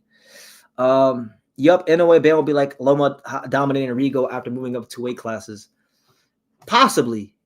Possibly. We'll see. It's all hearsay. Honestly, look, I want to see Bam fight Cardenas. I want to see Bam fight Nakatani. I want to see Bam fight Kenshiro Taraji, because Kenshiro Taraji's over here getting screwed by the powers that be. I want to see them fights. Beat one of them guys. I got a whole video. Hold on. Where is it? Somebody mentioned that we're gonna get Bubaldo Garcia versus Bam. I got a whole video. I haven't dropped it yet, because I'm sitting on like 8 or 9 videos that I made waiting for the new year. But I got a whole rant going on about that, so stay tuned for that. Eddie Hearn mentioned it. Eddie Hearn is being slick and was like, "Oh, it's unfortunate what happened to Taraji, but we're gonna do Bam versus Bubaldo next." Nah, man, that's nonsense. What do you think about Nakatani? What do you think Nakatani did or didn't do against Hernandez that Abdullah did against Sam Noakes to win, as both fights had fighters with? That's a great question. You guys asking the pertinent, like, real questions. Y'all get me thinking tonight. Y'all getting the wheels turning. I think the biggest difference is that I don't really think there was much of a difference. I think they both kind of had similar approaches. I think the biggest difference, though, was that Mason was able to actually get Noakes' respect a bit more. He had Noakes hurt and buzz a lot more than Junto did with Reyes. So I think that's really what it is. I think it's a punching power thing. I think Mason's punching power and punch mechanics were a little more competent and fluid to get his opponent hurt more, and that's why he was able to grind out the fight and edge it out. But they both had a hard night of work. They both, they really went through it, So we'll see how it goes. Let me see. What else did I have to talk about? I feel like, let me see. We got Inoue, Ohashi talking about Nakatani Reyes. Yeah, I don't got to speak on that too much. So look, guys, I pretty much ran through the whole Inoue stuff. We're an hour and 30 minutes in. Y'all smash that like button. Y'all get your questions in. I'm gonna stay for like 30 to 40 more minutes, and then we'll get up on out of here. And then tomorrow we're gonna do our award show. We're gonna give out, the fighter of the year. We're gonna give out the knockout of the year, the upset of the year, prospect of the year.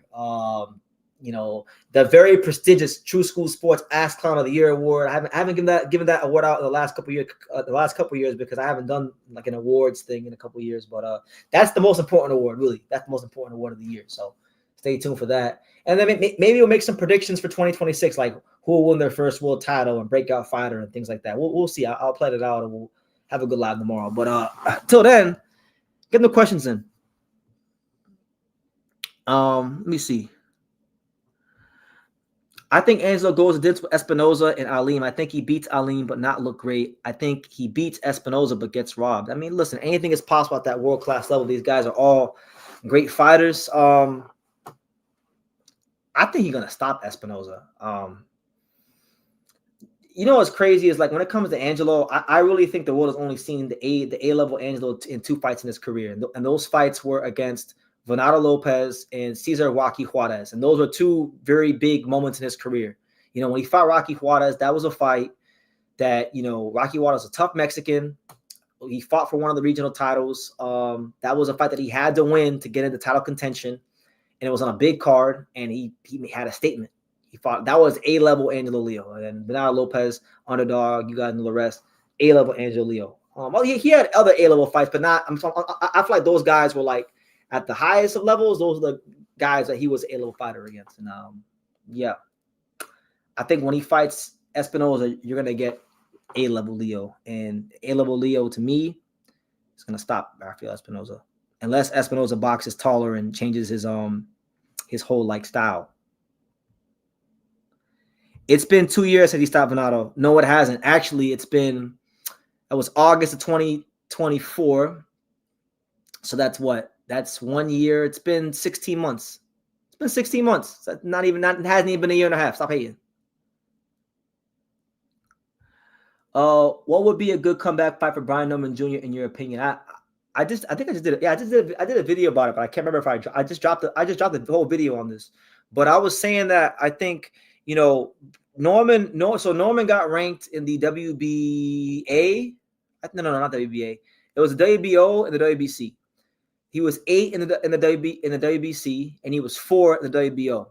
I think obviously with him being a top-ranked fighter, Bob Arum and Top Rank, they're like this. So he's gonna go that route, and I think he's gonna wind up fighting the guy that's right behind him, which is Rohan Polanco. I think it'll be like Rohan Polanco or Tiger Johnson. He's gonna fight one of those, top-rank in-house guys. And I think for me personally, if I had the privilege and if I had the honor to be the manager of an awesome fighter like Brian Norman Jr., I would say Rohan Polanco, homecoming fight, Atlanta, Georgia. That's the route I would go. But they're not going to go ahead and do that. Hey, BT, any update on Floyd Castro Diaz? Will he ever return? All I saw I saw all social media is untouched and scrubbed of certain posts. Cashflow Diaz is a good fighter. I know that he's had a lot of things going on with his career because I know like his dad was training him, right? Then he started dating this chick, that's a female boxer. His dad didn't approve of that of the female he was dating, who's a boxer, and then his dad and him split, and then I think he might have lost the fight. I could be wrong, but I think he lost the fight, and he's been going through a lot of stuff outside the ring over the last year. So I don't know what's going on with him right now, but I know like maybe like 7 to 8 months ago that's what he was going through, and I haven't heard much since. So your guess is as good as my guess, honestly. Tin Man says Diakira will be the WBA mandatory. Diakira will be in the WBA mandatory position if he finishes business tonight. How do you see Rene Santiago versus? Oh my God, man. Rene Santiago was beating up these Japanese fighters the way Manny Pacquiao used to beat up a lot of the Mexican fighters. This is crazy. He's not losing them. It feels like he has the Japanese fighters figured out. But what I will say is Diakira does not fight like a lot of Japanese fighters. He doesn't have like the Iwata, Takami, Tekken style, that bullshit they fight with. No, like he's short, he's stocky, he throws punches with bad intentions. He kind of fights like a bit like a more educated, fights a little bit like Nick Ball. I think a little bit like Nick Ball. I don't want to pick against Santiago. Honestly, like there's only one guy in this weight class I'm gonna pick against Santiago, and it's because it's probably because I'm biased towards him. Honestly, that's Yugo Osaki. But I feel like that's a tough fight. I think if Santiago can get through the first 4 rounds without getting hurt, he could outpoint him. But it's gonna be a very hellacious first 4 rounds. If he gets in the first 4 rounds without getting hurt, I'll lean slightly towards Santiago. And I would say the 2 biggest threats to Santiago in the division don't have belts. I think he beats the other champions, and I think the 2 biggest threats to him are Sergio Mendoza Cordova from Mexico and Yugo Osaki from Japan. I think those are the 2 guys that give him the toughest fights. Whoa, do you really think they'll let him fight Rohan Polanco? I mean, they got to let him do something. He can spot Devin Haney, right? He's just gonna fight Devin Haney, right? He can spot Devin Haney, pound for pound caliber guy from undisputed champion. He didn't win. I think they want to see what they got. Listen, Top Rank has 2 fighters ranked in the top 10 in-house fights they could do with Brian Norman. They could do Tiger Johnson or they could do Rohan Polanco. In my opinion, stylistically, I think the better fight for Brian Norman is Rohan Polanco. Tiger Johnson, I think maybe he won't be strong enough for Norman, but he's very sharp fighter. He's fought at a higher level in terms of the amateur experience, and I think he's starting to really find himself as a welterweight. So I think that's a tougher fight. I like the Polanco fight. He's undefeated. He's an Olympian. They're both Olympian. Tiger was an Olympian, and so is Ron. But either way you cut it up, slice it and dice. Look, like you're at that top level now. When you're at that top level, you can't be fighting no cream puff opponent. So yeah, it's a tough fight, but it's an in-house fight, and I think Top Rank is going to do an in-house fight unless they just dig someone up from the bowels of hell. I think it's going to be Tiger Johnson or Rohan Polanco. Why didn't Keyshawn fight the guy that beat his brother instead of Ortiz? I don't know. They were talking about it, and I guess this is the route they're going to go. So your guess is as good as mine. But I'm cool with the Jermaine Ortiz fight. I think Jermaine Ortiz is a tough fight coming off of your layoff. What are we thinking about Hitchens? Is he being screwed by politics or is he a coward? He's not being screwed by politics. He's a good fighter. I'm not going to call him a coward because he's taking some tough fights in his career, but like he don't want to fight Matias. Tio and Shakur are going to fight or whatever. I don't know, man. I think he's probably going to go to try to fight Frank Martin or something like that. I think his manager, Keith Connolly, is just going to be very, very careful with how he moves him because he's really, if we're just being honest about Hitchens shouldn't be at 40. He should be at 47. He's too big for 40. So I think they're going to try to avoid the, certain guys. Is Leo going to unify the belts? He hasn't fought for a while. Well, it's only been 7 months. That ain't that long. And when he fights in February, it'll be what? That's like what? 9 months? I mean, a 9-month layoff ain't the worst thing in the world. There's been worse. But You got to ask these other champions, man. You got to ask the representatives. And, don't ask the guy that's fought 8 times in eight different states and 2 different countries and been the B side on his first world title defense in a whole other country. That guy will fight anyone. Go ask Ball. Go ask Espinoza. Go ask them guys because, I mean, shit. I've asked the people that talk to Ball. I've asked some people that work with Ball about that fight, and I got very non-committal answers. So, go ask them. Yeah, but he's not coming back. He ducked the rematch. He wanted to go to 130, talking about, I can't make 126. So, I'm not. Once Fulton showed no interest in fighting, I'm just like, whatever. Like you don't want to run it. Good comeback for Norman is Keyshawn Davis or Tiger Johnson. Whoever beats Norman by KO is BT's fair fighter at 47. No, they're not.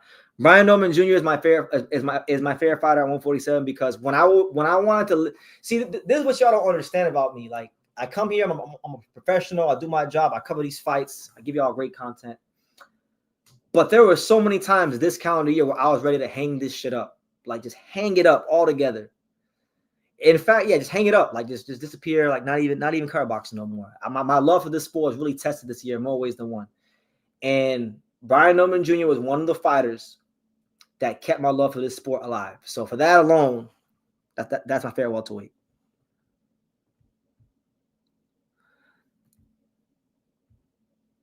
He said, being from New York, Richardson Hitchens has let me down, man.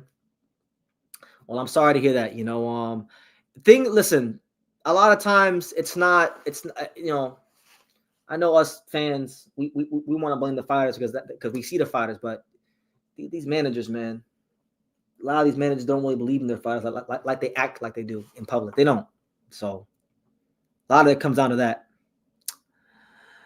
Do you think that Inoue could fight at Dodger Stadium because time and BT? No. I mean, I think it would sell if it was marketed properly, but like I've said this many times before, I'll say it again. Top Rank signed Inoue to a promotional contract to get his US TV rights in 2000 and I think it was like 18 or 2019, somewhere around there. And they never once took him to the Bay, to California, to LA, or the Bay Area to box. And to me, that's a crime because the biggest Asian American populations in this country exist in LA and the Bay Area. And so they never brought him to LA in the past. Well, I don't think they would do it now. Secondly, I've asked Bob Arum about this myself in person on this channel. So go look it up if you want to. Go look up like Bob Arum, Inoue, Dodger Stadium, True School Sports. It should pop up. It should be an interview from about a year ago. He said no. It's just too damn expensive. So no, I don't think they're willing to pay the site fee to host a fight at Dodger Stadium. You understand? So that's what it is. Rick Marigan, give me your best personal description of him. Well, I don't want to talk bad about nobody because this fight game is small and you never know who you might need in the future. So I won't say anything bad about Rick. But what I'll say about Rick is that Rick is a very shrewd businessman. Rick is a guy that goes to war for his fighters. Rick comes from the music industry, and people that come from the music business are cutthroat. And so a lot of that, you can see a lot of that is negotiating skills and his negotiating tactics. I'm not particularly the biggest fan of him because Jose Ramirez ducked fights and they got Virgil Ortiz ducking fights. And sometimes he gives off the impression that he takes pride in killing fights. Like sometimes when like the deal don't get done, he's on Twitter and Instagram writing these soliloquies about how these fights aren't happening and they won't be forced to fight anyone. He seems to enjoy it, but he's worked hard. He's worked hard to get to where he's got to. He's done good by the majority of the fighters. I know, I think 1 or 2 fighters with him, so they haven't said anything bad to me about him. So I'll leave it at that. Would I like Brian Norman Jr. to do a rematch with Jin Suzaki? No, I would not. Not now, at least. Jin still hasn't fought since Brian Norman knocked his ass out. Jin's first fight, return fight, is going to be in February at Cork and Hall. So I'll like him to win a fight there, maybe beat a guy legitimately in the top 10, top 15, and then like Go do you know if it makes sense, it makes sense. But not I don't think it makes sense. What are problems with the Tekken gym style? Oh my god. Tekken gym style. I don't care if we're talking about Shinsuke Yamanaka. I don't care if we're talking about Iwata, Kyosuke Takami, Ryota Murata. They just all fight the same. Like, they don't move their head out the center line.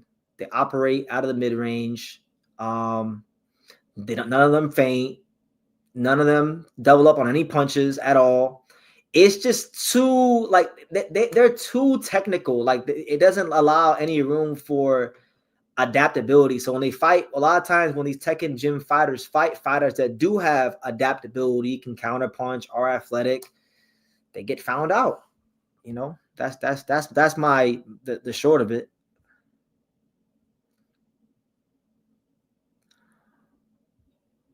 Big Bag says the low weight class is trash. That, like women's boxing, if you're a man and you can't beat Shields, you can't fight. Too small. I mean, to each their own, champ. To each their own. God bless you.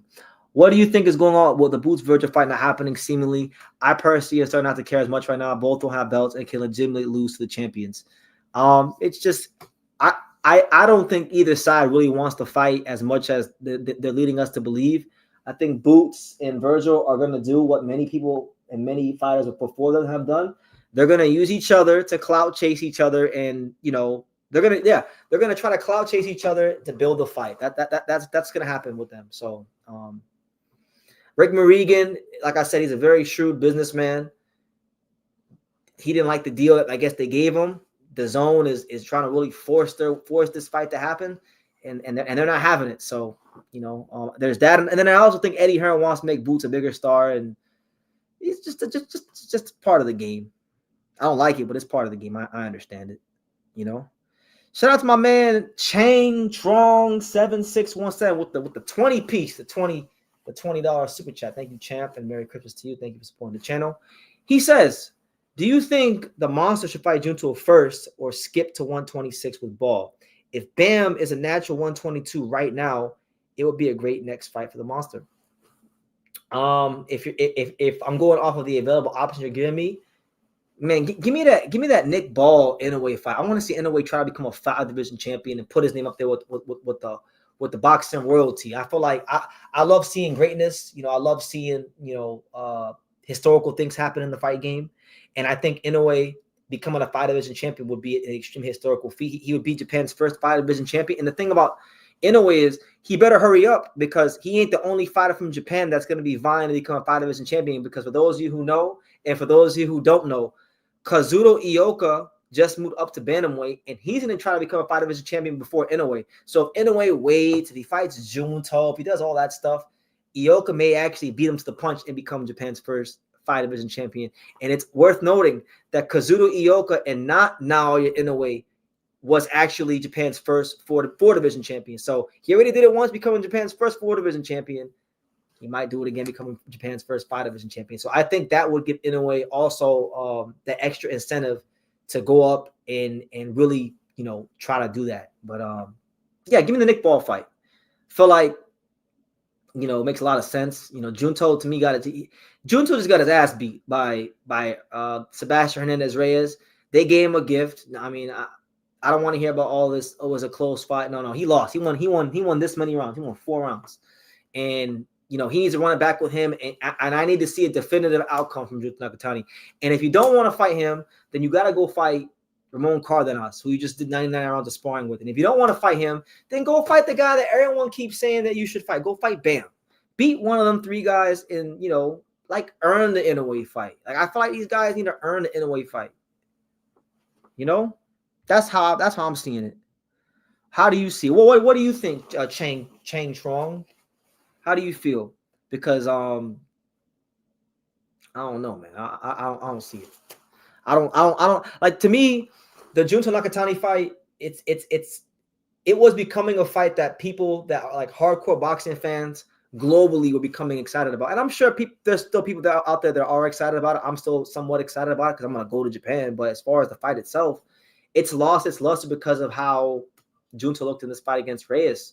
And I think globally the fight doesn't have the appeal that it was starting to get, because credit to Matchroom, credit to Ring Magazine, they were pushing this fight like crazy. They was doing all these interviews and podcasts and all these things to promote these guys. And then this guy Nakatani went in there, and he didn't really hold up his end of the bargain. So that's how I feel. But thank you for the super chat, and yeah, appreciate you very much. God bless. I can't put Inoue up there with Hearns for being 5 divisions, because men like Time moved up 10 pounds each division, but not 3 pounds. I might as well say that Sue Bird is better than LeBron. That's funny. I hear you. But and I get it. I mean, what, Inoue turned pro at 108. He skipped 112 and went 115, so that's 7 pounds, right? Then he fought at 118. That's 3 pounds. 122. That's 3 pounds. Featherweight. So really from 108 to 126, that's 18 pounds. So in comparison, like, there's really no comparison. If you're making it about the numbers, there's no comparison in terms of numbers. Like, it's harder to do it at a higher weight class. But 5 divisions is 5 divisions, man. It's still a different crop of guys you got to be up on every time you move up. I'm not comparing Inoue to Tommy Hearns. Like, look, you guys are saying I'm not comparing them. I'm just saying that he's going to join a specific club with him and being a 5 division champion. That's a fact. Dude, there's a weight division for a reason. For smaller guys, each pound makes a difference. Yes. Okay. Yeah, you're only moving up less than Tommy Hearns, but 1 pound for a guy who's 108 pounds who turned pro 108 pounds is not the same as 1 pound for a guy who turned pro at, let's say, 147, or 40. It's just not. Why do people keep asking Bam to move up 2 weight classes to fight Inoue when Inoue can just move to 126 and get great fights?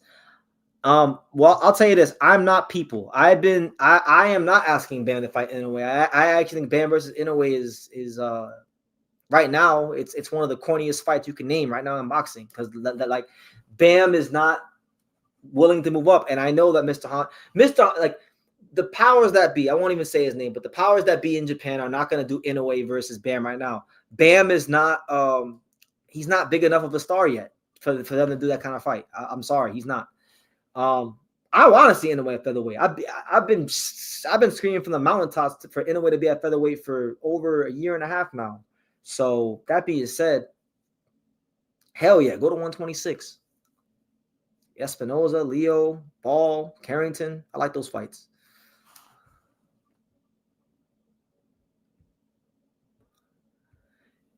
David says, something I don't understand is why Karen doesn't stay over here in America and fight good out of position after his performances against Boots. LOL, him and Tiger Johnson, perhaps. Yeah, I mean, Karen, listen, there could be a million reasons why he hasn't fought in America. I'm going to take an educated guess and say that the main reason is probably money. Money rules the world, money rules the fight game. And most boxers, teams, and promoters are not as rich as you think. So maybe that's all they could afford to invest right now is fights in Russia. And let's not act like Karen has this crowd-pleasing style and an easy style that guys to think that they can just dissect. So he's a high-risk, low-reward guy. You understand? I don't think that offers from top guys are just funneling his way, in my opinion. But if they could do Karen versus Tiger Johnson, I would love that fight. I think Tiger's coming off a great win against Flaus. If he can go in there and, let's say, fight a guy like you said, Karen, and look good and dissect him, then, man, Boots couldn't even really knock him out. So imagine if Tiger does. It's a statement. Who are the most hyped and high potential prospects in Japan right now? Is Yuga Fujiki number 1? I'll say this, as far as hype, Fujiki is clearly the number 1 most hyped up Japanese prospect in the world. I think him too. Also, he's fighting in heavier weight classes. Like, he's fighting at Fujiki's fighting at what I think he fought at 147 or 142 in the amateurs. So he could fight at 135, 140, 147 in the pros, which could put him in line against potentially American fighters. Young American fighters. Which a lot of these Japanese fighters don't have the opportunity because they're ranked they're smaller fighters, right? So in terms of hype, he's definitely number one. In terms of potential, he's up there for sure. But call me biased, call me whatever you want. But in terms of potential, the number one Japanese prospect is Yugo Osaki. And he's not really getting the push that he deserves right now. I was in camp with him for 44 days in the Bay Area. I know how good of a fighter he is. I feel like, I feel like he's the only Japanese fighter, and maybe Dai Akira as well. But he's probably one of the two Japanese fighters at light flyweight I would even give any chance against Rene Santiago, because Rene Santiago's been beating up on all these Japanese guys. I think Yugo Osaki will be a light flyweight champion next year, provided that he gets a world title shot. And he's a guy that I feel is so skilled, that is so good as a fighter. He could be a world champion, and not one, not two, but I'm talking about like 3, maybe even 4 weight classes. I'm talking about like a guy that's good enough, if he gets the push from the powers that be, to supersede Naoya Inoue as the face of Japanese boxing in the post Naoya Inoue era. I think that highly of Yugo Osaki. He fights like a hybrid between Bam and Shakur Stevenson, and he's got power in both hands, and he's really, really good. But just people don't know about him yet. But he's very good, and he's at light flyweight. I like him. I like, obviously, Reita Susumu is very good. There's a lot of great talent coming out of Japan. But Aoi Yokoyama hasn't looked sensational in his last couple of fights, but he's still in the mix. So I mean, yeah, those are Yuta Sakai. Those are a couple guys that come to mind. Those are a couple guys that spring to mind when you ask me about like the Japanese prospects. BT, is Leo moving to 130 anytime in the near future? I don't know, man. Things can change. Things can change on the drop of a dime. I don't think he is. I mean, I don't think he is. I think there's too many potentially great fights at featherweight. Like with, you got Espinoza, you got Ball, you got potentially Bruce Carrington, who's with Top Rank. You got the Inoue mega fight if Inoue wants to come that way. So there's like 3 or 4 really good fights, like big fights, blockbuster fights at featherweight for him. And I think if he beats Rai Salim, I don't know which one of them 4 he'll get next, but he's gonna get one of them 4 fights next, because he'll have his mandatory knocked out. There's no eliminator right now in the IBF, so he'll have an ample amount of time to get a big fight done, and hopefully the other people step up to the plate, make the fights, because I know Angelo's really willing, ready, and able, to fight any and everybody. But 130, I mean, what really is there at 130? You got Raymond Ford, you got the Fulton rematch potentially. You got what? You got you got Navarrete, you got Nunez. I mean, the Foster, Oshaki Foster, of course. You got good fights up there, but nah, man. I think the bigger and better fights are at featherweight. So we'll see. Well, I'll go with that. Where did the Inoue hate even come from? Most of them probably don't even watch him or the low weight classes. I just think that's a great question. Where does it come from? Well, first of all, I think, let's just call a spade a spade. Let's be very blunt about the situation. People in boxing, a lot of people in boxing don't actually like boxing. They're race fans. So they watch boxing so that they can have a sense of cultural superiority. They feel like if I'm Mexican, or if I'm Puerto Rican, if I'm black, or if I'm white, or if I'm European, whatever the case may be, if my guy wins, that means that we're superior because we won a certain fight. And they can't just appreciate the sport for what it is, which is a sport. So I think that's part of it. I think Inoue too kind of confuses a lot of people, because Japanese boxing has a very, very rich tradition, but there's never been a fighter in like the last 50 years, that's been this level of great, going across 4, 5 weight classes, dominating, going up in weight, knocking everybody out, being just a super mega star that transcends just the bubble that is Japanese boxing. So I think it confuses people a little bit, and they're not ready. Rather than just saying, hey, this guy's a great fighter, they'll say, nah, it has to be because of he's a cheater. It has to be because he ain't fighting no one. It's because this guy's suck in his weight class, and that's what it is. So that's my answer to the question. Does Yugo have a fight yet? No, not at all. Not at all. And I mean, it's just a sad state of affairs. I really don't even want to talk about it, because it's frustrating the hell out of me. The sad thing about the Inoue hate coming from American boxing fans is that they treat Fulton like he was a nobody. That's what I'm saying. Like, a lot of American fans propped up Stephen Fulton, right? And it wasn't even because they really like Stephen Fulton. It was because They just hated Inoue. It was driven by hate.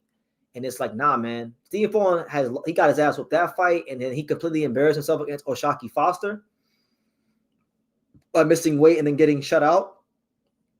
But I give Stephen Fulton his credit. He's an amazing fighter. You understand? So that's what it is. Shout out to my main man, Corey Lee, boxing. He says, "What's up, True?" Yes, sir. Yes, sir. Good to see you, champ. I hope all is well. My man right here says that Inoue only has a couple years left, so he wants to see Inoue fight at 126 at least once. I agree. I want to see him run it at 126. To me, I see the Inoue Bam talk no different from Inoue versus Tank. It's big because casuals want it, more because not too long ago they were screaming for Tank. Now they're screaming for Bam. I could see that, but I don't really see it as quite the same because Bam is not as famous as Tank. Like, it's coming specifically from the hardcore box community because Bam is not big enough to command casual, mainstream retards like to say they should fight Inoue. Like,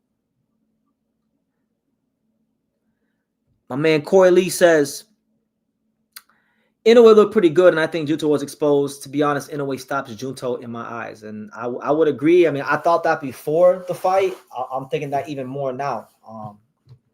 The fight has lost its luster for me. Junto is a great fighter. He's a 3-division champ. I still think he's one of the best fighters in the world, but he got to go running with the Mexican guy. He has to go running with Reyes. Like, I can't ignore what I saw. I can't ignore what these 4 I saw. Do you think Turkey will try to do a deal with Netflix to get the Inoue and Junto fight? Well, that's a good question because I haven't even really pondered what the TV situation would be, especially here in the States for Inoue Junto, because Top Rank normally under normal circumstances, Top Rank they would have just had the TV rights and we get it and we'd have a great old time and it'd be fun. But Top Rank doesn't have a network. Top Rank's on Tubi, so they're not in the best situation right now. I don't know. I couldn't even tell you. Maybe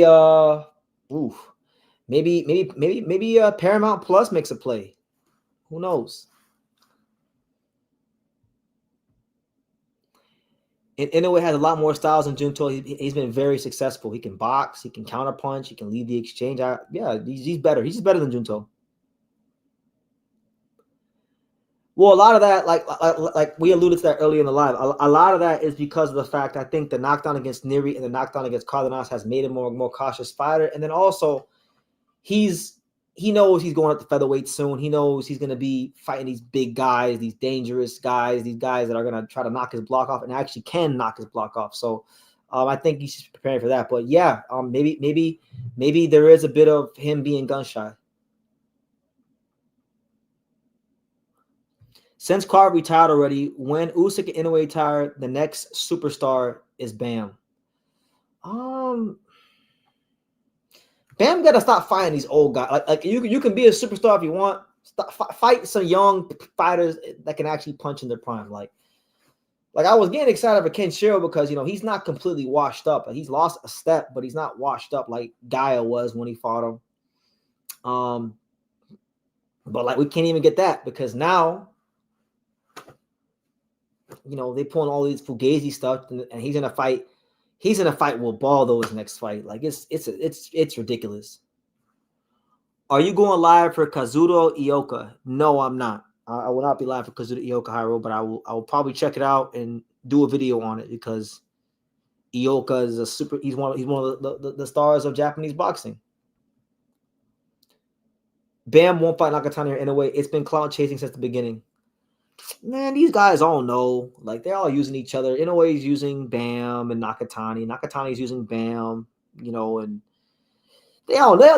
The thing is, they know this. They're not stupid. Like, they know Mr. Honda. Like, Bam and Junto know Mr. Honda is not letting them fight.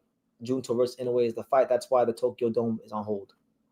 Am I excited for the Ioka fight? I don't know, man. Like, people think just because I'm the number one guy for Japanese boxing in America, they feel like that I just get gassed about every Japanese fighter. Like, Ioka to me is a very good fighter, but I don't know. He's a little overrated to me. Like, The only fights of his I've really been excited for since I've been covering like these Japanese fighters on YouTube. Kosai Tanaka I was excited for. And then was it Puma? I think it was the Puma fight, the first Puma fight. Yeah, like Puma. And then Tanaka. Other than that, I mean, he hasn't really fought too many guys over the last couple of years, so like there has been a lot to get excited about. But it's good to see him active. I look forward to him maybe fighting like a Seiya Tsutsumi or something like that. So even if he fights Ubaldo next, it'll be the champs at 118 after, many of which won't be easy. I mean, maybe I would like to see him fight. Like if I could pick a fight for Bam at 118, do the Christian Medina fight. Give me him versus the hard punching Mexican volume puncher. I think that's a dang fight. But I'm gonna tell you guys what he's probably gonna do. To be honest with you, this is what Bam's probably gonna do. So remember I said this. If he goes to 118 next or anytime soon, if Antonio Vargas still has his hands on any piece of that WBA title, that is who Bam is gonna fight. Because the whole purpose of Eddie Hearn signing Antonio Vargas in the first fight. In the first place was for him to fight Bam. Now, my man Hyro, he's saying that Seiya Tsutsumi is a super easy fight. Donaire really exposed him. I agree. I thought Donaire needed a very close fight, looked very menacing. You know what? I wouldn't be surprised if Bam fights Donaire. How about that one? I could see it happening. Donaire may have lost, but he looked good. Like he looked threatening. He looked like still a top guy in the bantamweight division. He's a former bantamweight champion. He's definitely a big name. He's a bigger name than all the champions. I could see Bam versus Donaire. That seems very on brand for how they like to move Bam. The oldest guy with the most name recognition, you know, and to his credit, like Donaire did perform well against Seiya Tsutsumi. They could do Seiya Tsutsumi. He didn't look really good. I was very disappointed in him, but he won. I'd rather Oscar versus Bam, Mexico versus Puerto Rico. No, that's not happening. Oscar Collazo and Bam right now at the time he's shooting this video are separated by what? 3 weight classes? Because what, 108, 112, yeah, like Oscar would have to move up 3 weight classes and Bam's going to go to 118. So really they're almost separated by 4 weight classes. Oscar Collazo needs to go fight Pedro Tajuan. Oscar Collazo needs to come to 108 and come get spanked by my boy Yugo Osaki. You know, he needs to fight some guys at 108, solidify himself in the 105 division, and do his thing there. Bam and him is not a realistic fight.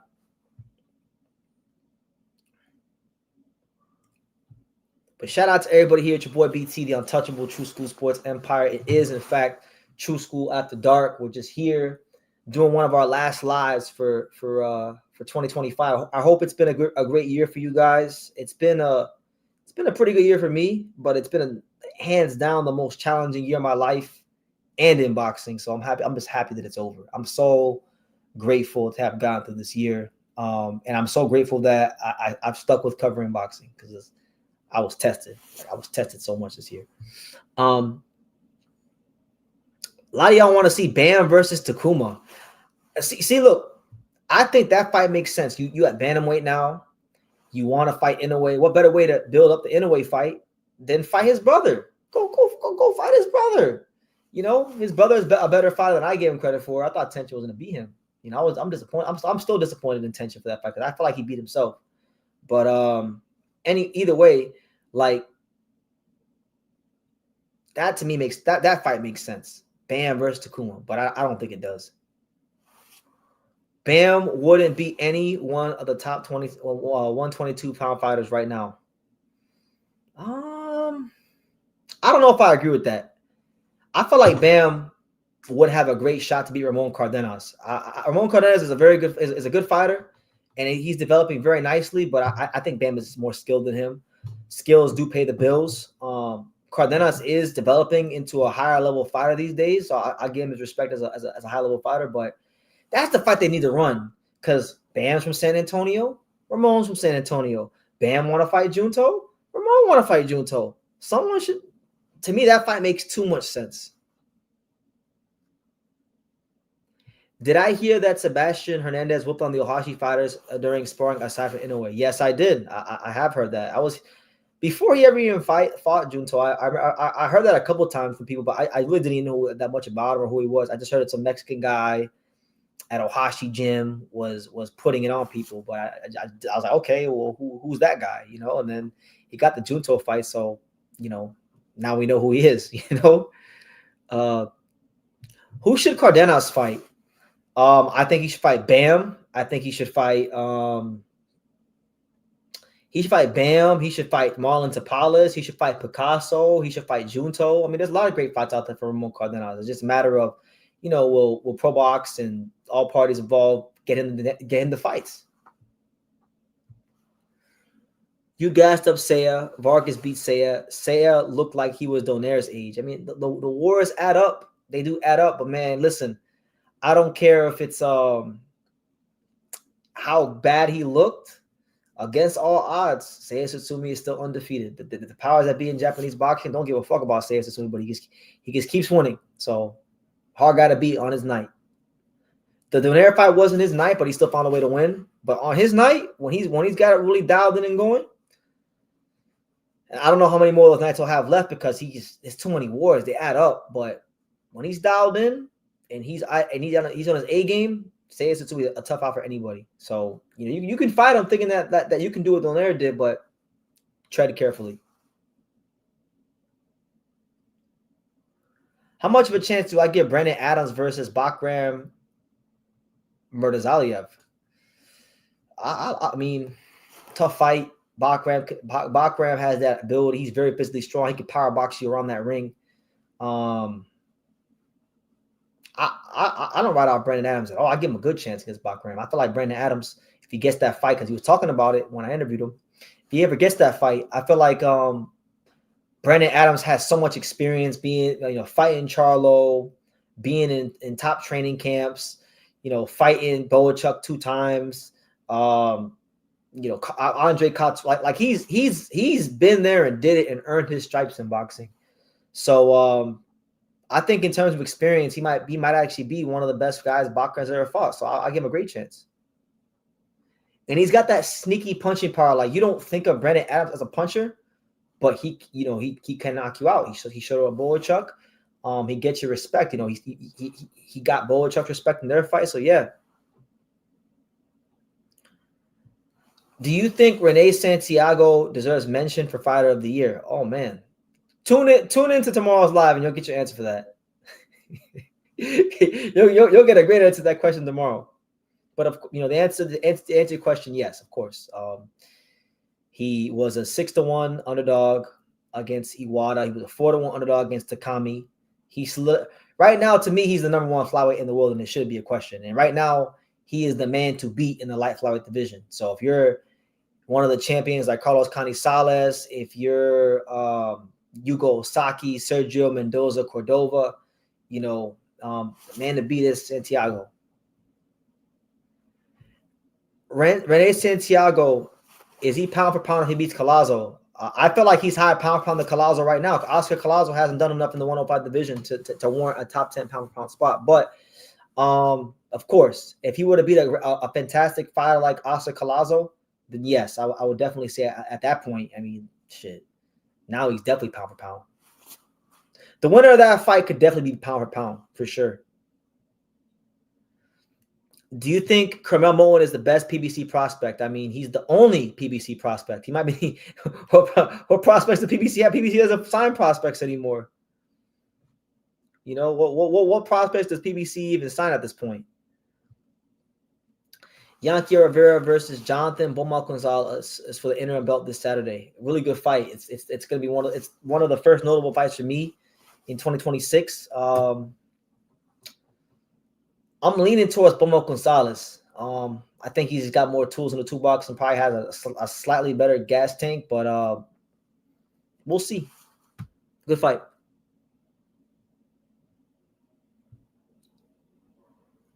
Why haven't we heard anything about Charles Conwell lately? Because, I mean, I don't know. It could be a lot of reasons. I mean, maybe Charles Conwell doesn't want to box. Maybe he's being difficult. Maybe Golden Boy doesn't want to invest in him and is putting him in the shop. It could be a whole multitude of things.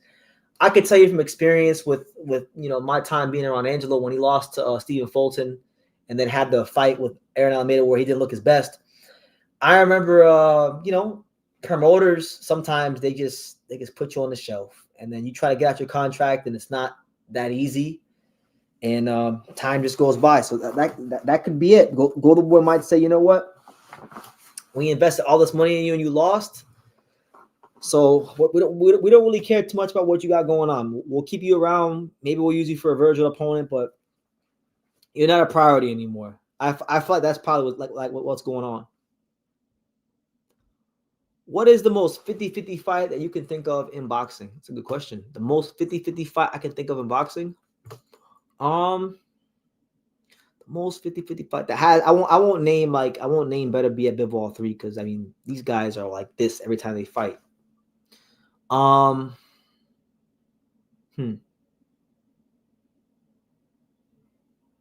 Maybe maybe Shakur Stevenson, Devin Haney. Maybe that fight, they would ever fight. Maybe them. Something like that. Yeah, I don't know. There's a lot of good fights. What are your thoughts on Usyk's move recently vacating and wanting Wilder? That's why I don't have Usyk pound number 1, because he's not doing like what Inoue's doing.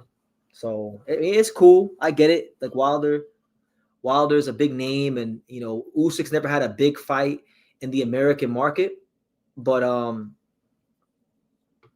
it's corny to me, honestly. For a guy who I regard as highly as Usyk, it's corny.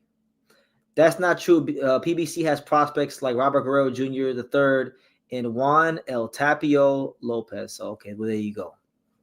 Creme de la creme prospects. BT, who do you favor in the Pacheco versus Shiraz fight? Pacheco. Definitely Pacheco. Does Usyk fighting the same people he already beat diminish his resume, in your opinion? No, it doesn't, because the heavyweight division, you know, first of all, people were saying before Usyk beat Joshua and Fury 2 times, they were saying that he couldn't beat those guys in the first place. So he made sure that he didn't just beat those guys once in definitive fashion for you guys. He made sure he did it 2 times, both. So you couldn't say nothing. So you can't have this revisionist history.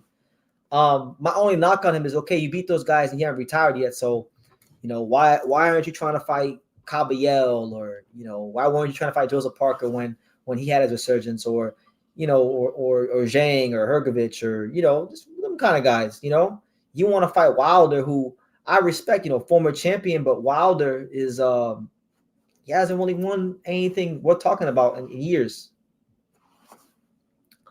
What are your thoughts on PBC? What are your thoughts on Vito Mielnicki signing a PBC?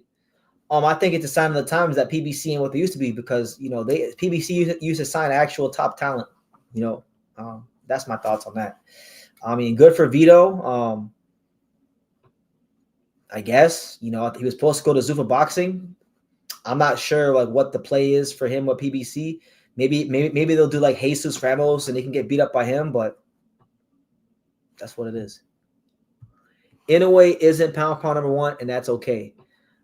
It was okay before Crawford retired, but now it's not okay. He should be pound number 1. He's fighting 4 times a year as the undisputed champion. Who do you think are the best 4 styles in boxing today? Boxer, pressure fighter, boxer, puncher. Who do I think fights those? Are you saying who do I think fights those styles the best? Is that what you're saying? Because if that's what you're saying, I'll say boxer, puncher in a way, pressure fighter, the best pressure fighter in boxing. Who's the best pressure fighter in boxing? There's so many great pressure fighters in boxing. Boxer, puncher in a way. In terms of just like pure boxer, I'll go with Bivol. I'll go with Bivol and Shakur. They could be tied. Pressure fighter. There's a lot of. I mean, there's so many good. You got Isa Cruz. You got Angelo Leo. You got Benavidez. Right now, I'll actually go with Dave Benavidez. I like how he puts pressure on people, and I'll go. I mean, there's so many Matias. I can go Matias. Like there's so many guys you could put pressure, but I mean, I like Benavidez a lot pressure wise. Outright brawler. I'll go with Kenshiro Taraji. That dude gets into crazy balls and knocks people out that's bigger than him. So yeah, we'll go with those guys. Hi, BT. How long will you end this stream late again? Yeah, I've been here longer than I said I was going to be here for. I started talking to you. I got excited. Maybe I'll go like 10. I go 10 more minutes. I'm like 2 hours and 21 minutes in, so we'll make it an even 2.5 hours. Did Angelo's fight with Aleem get canceled? No. Let me tell you guys what happened with Angelo's fight with Aleem. It didn't get canceled. He wasn't even supposed to fight Aleem. First and foremost, he was supposed to fight Larato Diamani. He signed a contract to fight Larato Diamani. Larato Diamani signed a contract to fight him. They both announced it on their social medias, right? Now I can't speak. I don't know what happened with Larato, why he's not fighting Larato anymore. But basically, it got to a point where it was like, look, the powers that be said, you know what, you're not gonna fight Larato, so fight your mandatory, Rais Salim. So that's what we got. That.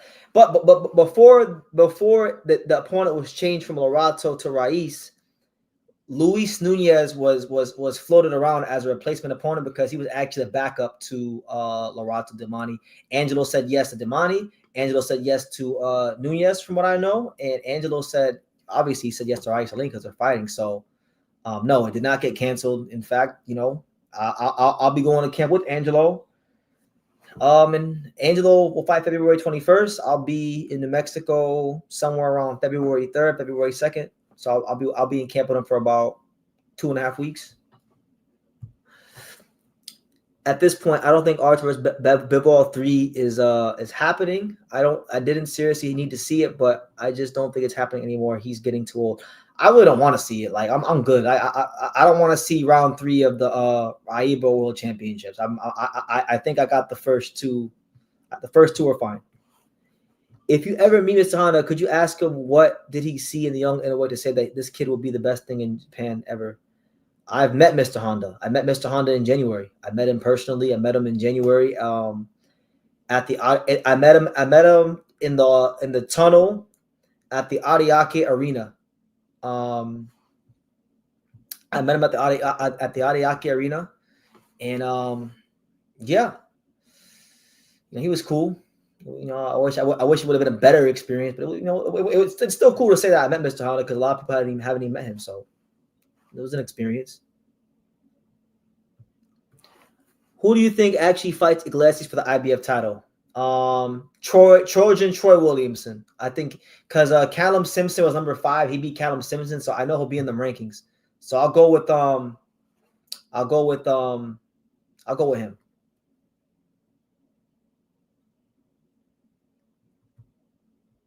Hyro, you don't know when to, Hyro, you don't know when to stop.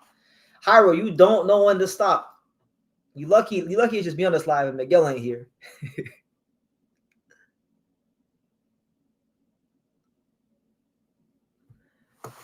You actually convinced to go see Wilder versus Herdon live. It was all right, but a lot of old guys fought that day. I convinced you to go. I didn't, because I didn't go. I never been to Kansas. What are my thoughts on Inoue's hand wrap? Some people say the reason why Inoue didn't knock out Picasso. Inoue didn't knock him out because Inoue refused to try to counterpunch him. The same way he refused to try to counterpunch Merjan, because he wasn't trying to put himself in that line of fire, you know. My thoughts on it are that you know, I'm not an expert in hand wraps or anything like that, but you know, they decided to let it go through, so it don't matter what I think. If I thought he cheated, then that doesn't matter, and if I thought he was innocent, it doesn't matter because they thought it was okay. Shout out to my man Matt Borgeson with the $5 super chat. I appreciate you, champ. Thank you for your contribution, not just now, but all throughout the year. People like you help this channel keep going. He says, do you think that people who discredit Inoue as a fighter are completely incorrect at this point? He's got to be special at this point. I'm going to put it to you like this, Matt. Inoue can go get knocked out his next fight against Junto, against, Angelo Leo, against Espinoza, against Ball, against whoever. You name the fighter. He can get knocked out against them. It don't matter. 4-division champion, 2-time undisputed, multiple time lineal champion. I mean, the 27-0 in world title fights, 27 straight world title fights, been at the world championship level for almost 12 years now. I mean, He showed you guys he can box. He showed you guys he can punch. He showed you guys he can knock people out with the left hand. He showed you guys he can knock people out with the right hand. He could be the combination puncher. He could be a counter puncher at times. He could be an elite body puncher. I mean, what more do you want? He's showing you guys that he's the complete fighter. And it's just, for some people in life, it's never going to be enough. So to answer your question, they're just miserable.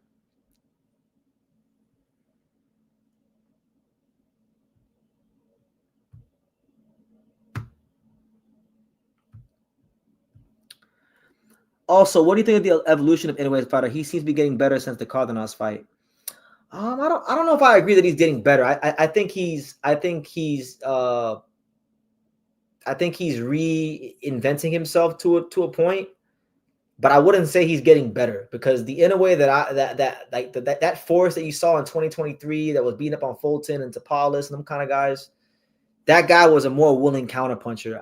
I do think there's a bit of him being gun shy in these fights now, and it's effective because he's outboxing these guys, and I give him all his credit, but I don't think he's getting better. I think he's evolved his style, and he's showing things that he always had in his skill set. He's just now got the mental capacity and the right challenges in front of him to now present that to the world. That's how I see it. How likely would you think the fight made against Leo in a way? Inoue might not even unify featherweight belt since there was a unification fight for decades. How likely? I honestly I fantasize about it, honestly. I've been fantasizing about that fight for years. It's a personal fight for me. It's two of my favorite fighters in boxing. When they fight, if they ever fight, I'll be in camp with Angelo. So I'm excited about it. Having a chance to play a small role and trying to game plan to beat the best fighter in the world right now in a way. I don't think it's likely, because I think there's guys that are bigger than there's guys that are bigger names than Angelo. That's the truth. And that are less dangerous. So I think they're going to go. I think it'll either be Ball or Carrington if he wins. That's what I think. Matt says, what do you think of Gary Russell Jr. versus Raymond Ford? Would you want to see that fight next as a title eliminator? I know Gary Russell Jr. fought this year, and credit to him. Like, he's still out here doing his thing, living his dreams as a fighter. But I'm not thinking about Gary Russell Jr. versus Raymond Ford, because I'm not thinking about Gary Russell Jr. fighting. I'm thinking about Gary Russell Jr. as a trainer, training Gary Anton Russell. It'd be a good fight. I think it'd be really intriguing to see Raymond Ford go up against another really elite technical fighter. I think it would test his boxing IQ a little bit if Gary Russell Jr. comes in shape and is ready to fight. But I wouldn't necessarily say it's a fight I'd want to see. I'd rather see Raymond Ford against Oshaki Foster. I would rather see him fight Zoltan Zauerbach, Hayato Tsutsumi, the winner of maybe Eduardo Sugar Nunez, which is the fight he's talked about. Those are the fights I think about when I think about big fights in the career of the Savage Raymond Ford. So yeah, there's that. Let me see. What are my Gary? Oh my God, yo! What's my Gary Anton Russell and Andy Hiroka predictions? Initially I picked Andy Hiroka. I think he's in a time Gary Anton Russell Jr. But it's a tough fight. It's a tough fight for both guys. Gary might beat the shit out of Andy Hiroka. We don't know, but I think Andy Hiroka's style. I think Gary Anton Russell's style. It works well for Andy Hiroka and what he likes to do. So I'm picking him, but it's a good fight. I hope they can get it done finally. Shout out to my guy, MMA Boxing Addicts. Angelo Leo style could give it Inoue problems. Truthfully, what's your take on that? Angelo Leo is cool as hell. Yeah, I've been saying that for years. I think his volume punching. It's not just his volume punching. It's his volume punching and his body punching. Because you guys tell me, because some of y'all are pretty smart about boxing. Some of y'all smarter than me. How many fighters you guys know in boxing that can counter you to the body on a dime? Like Angelo can do those kind of things. Angelo can knock you out off a counter punch. He's done that before. So to the body or to the head. So I think his combination of timing, volume punching, body punching, counter punching, stamina, durability. I mean, he's got all the ingredients I feel to be his toughest fight at featherweight. Obviously, I would say Inoue is definitely gonna have the speed advantage. Inoue is gonna have an athleticism advantage. But those that we've seen it time and time again throughout box history, we've seen those things be able to get offset by timing and volume. And Angelo has those things in spades. So that's the long and the short of it. I'll give you guys, if the fight ever gets signed, I'll give you a real breakdown. Also, we will, and thank you, Matt. We will never see Inoue versus Bam. We will never see Inoue versus Bam or Bam versus Nakatani. People keep forgetting Mr. Honda will never allow it. The risk of Bam stock dropping is too much. I think they would do it, but I think the fight would have to become so big, and it would have to make so much ridiculous sense financially that they do it. And right now, let's just be real. Bam is not that level of a star right now. Neither is Junto, right? Because, I mean, they did Romulo Gonzalez versus Carlos Cuadras because at that time it made sense for them. Those fights don't make business sense for them right now. Maybe in a year or two they will, but right now they don't. So, yeah, well, Mr. Honda's a business guy. Like, for those that don't know, he comes from the business world. Yeah. Like, he's a boxing guy. He's been in boxing for decades. He's in the Boxing Hall of Fame. He's done and co-promoted big Mike Tyson fights in Japan. He brought Inoue back to the Tokyo Dome. He helped play a role making Inoue the star he is today. He is the overlord of Japanese boxing, but he comes from the business world, so he's not gonna do things until they make business sense. You understand?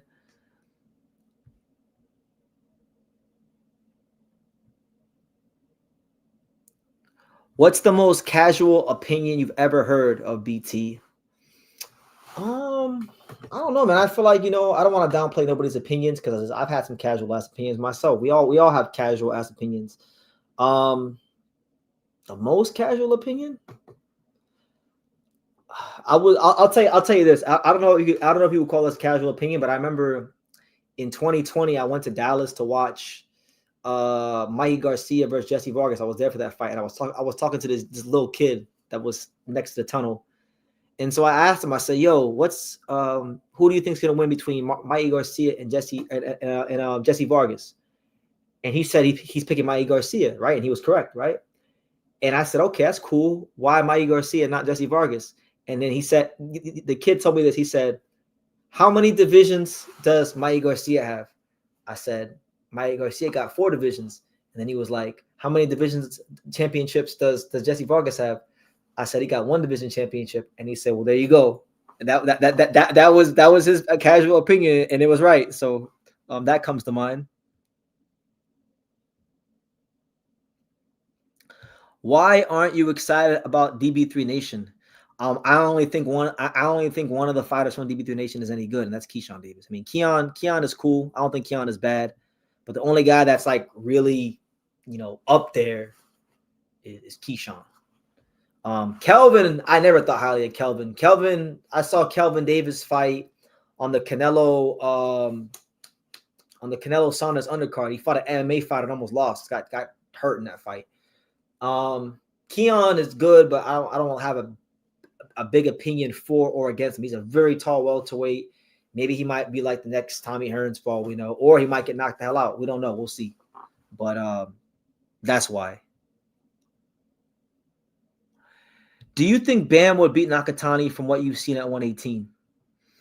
I mean, Bam doesn't fight like that guy. Bam is smaller. Bam doesn't have that level of heavy hands. I think Junto could still beat Bam. I think this guy, this Mexican dude, he fought Reyes, problem for anybody. So am I right? No one is playing Unified 126. Everyone is waiting on Inoue. You're half right. You have 2 fighters I could say for sure are waiting on Inoue. And those 2 fighters are definitely Nick Ball and Espinoza. There has been multiple attempts. I'm telling you guys, there's been multiple attempts from Angelo Leo to fight these guys at champion. There was even an attempt to fight Stephen Ford in a rematch. But, we saw what he did. He went to 130. So, I mean, I know Angelo want to unify. I don't know about the other guys, but I know he want to unify. So, yeah, I mean, I guess for all intents and purposes, even if certain guys want to get fights at featherweight against other champions, they can't because other guys have their own plans and roadmaps from their promoter. So, yeah, you could say yes. Why not? Shout out to my guy, Hockey. He's asking the pertinent questions. He said, BT, will you meet Yuga if you visit Japan the next trip? I'm gonna do my best to meet Yuga when I'm there. I'm gonna go to Osaka. I know where he trains. I know which gym he's at, so I will figure out what time he trains, and I will go try to run into. But I don't know. He's being really weird right now. Like I don't know what I did. I don't know what I did wrong to the kid. You know, all I did was just sacrifice 44 days of my life and out of love and respect for the kid and help him out with his camp. And you know, there's been no contact between us since then because he don't want to talk. He's like mad at the world, and I guess I'm included in that, even though I'm the one that's on his side the most. So I don't know, but I'm gonna try, and maybe it'll go well, and maybe it won't. But I mean, I don't take it personal. I'm 500% in his corner, regardless. You know, I believe in him.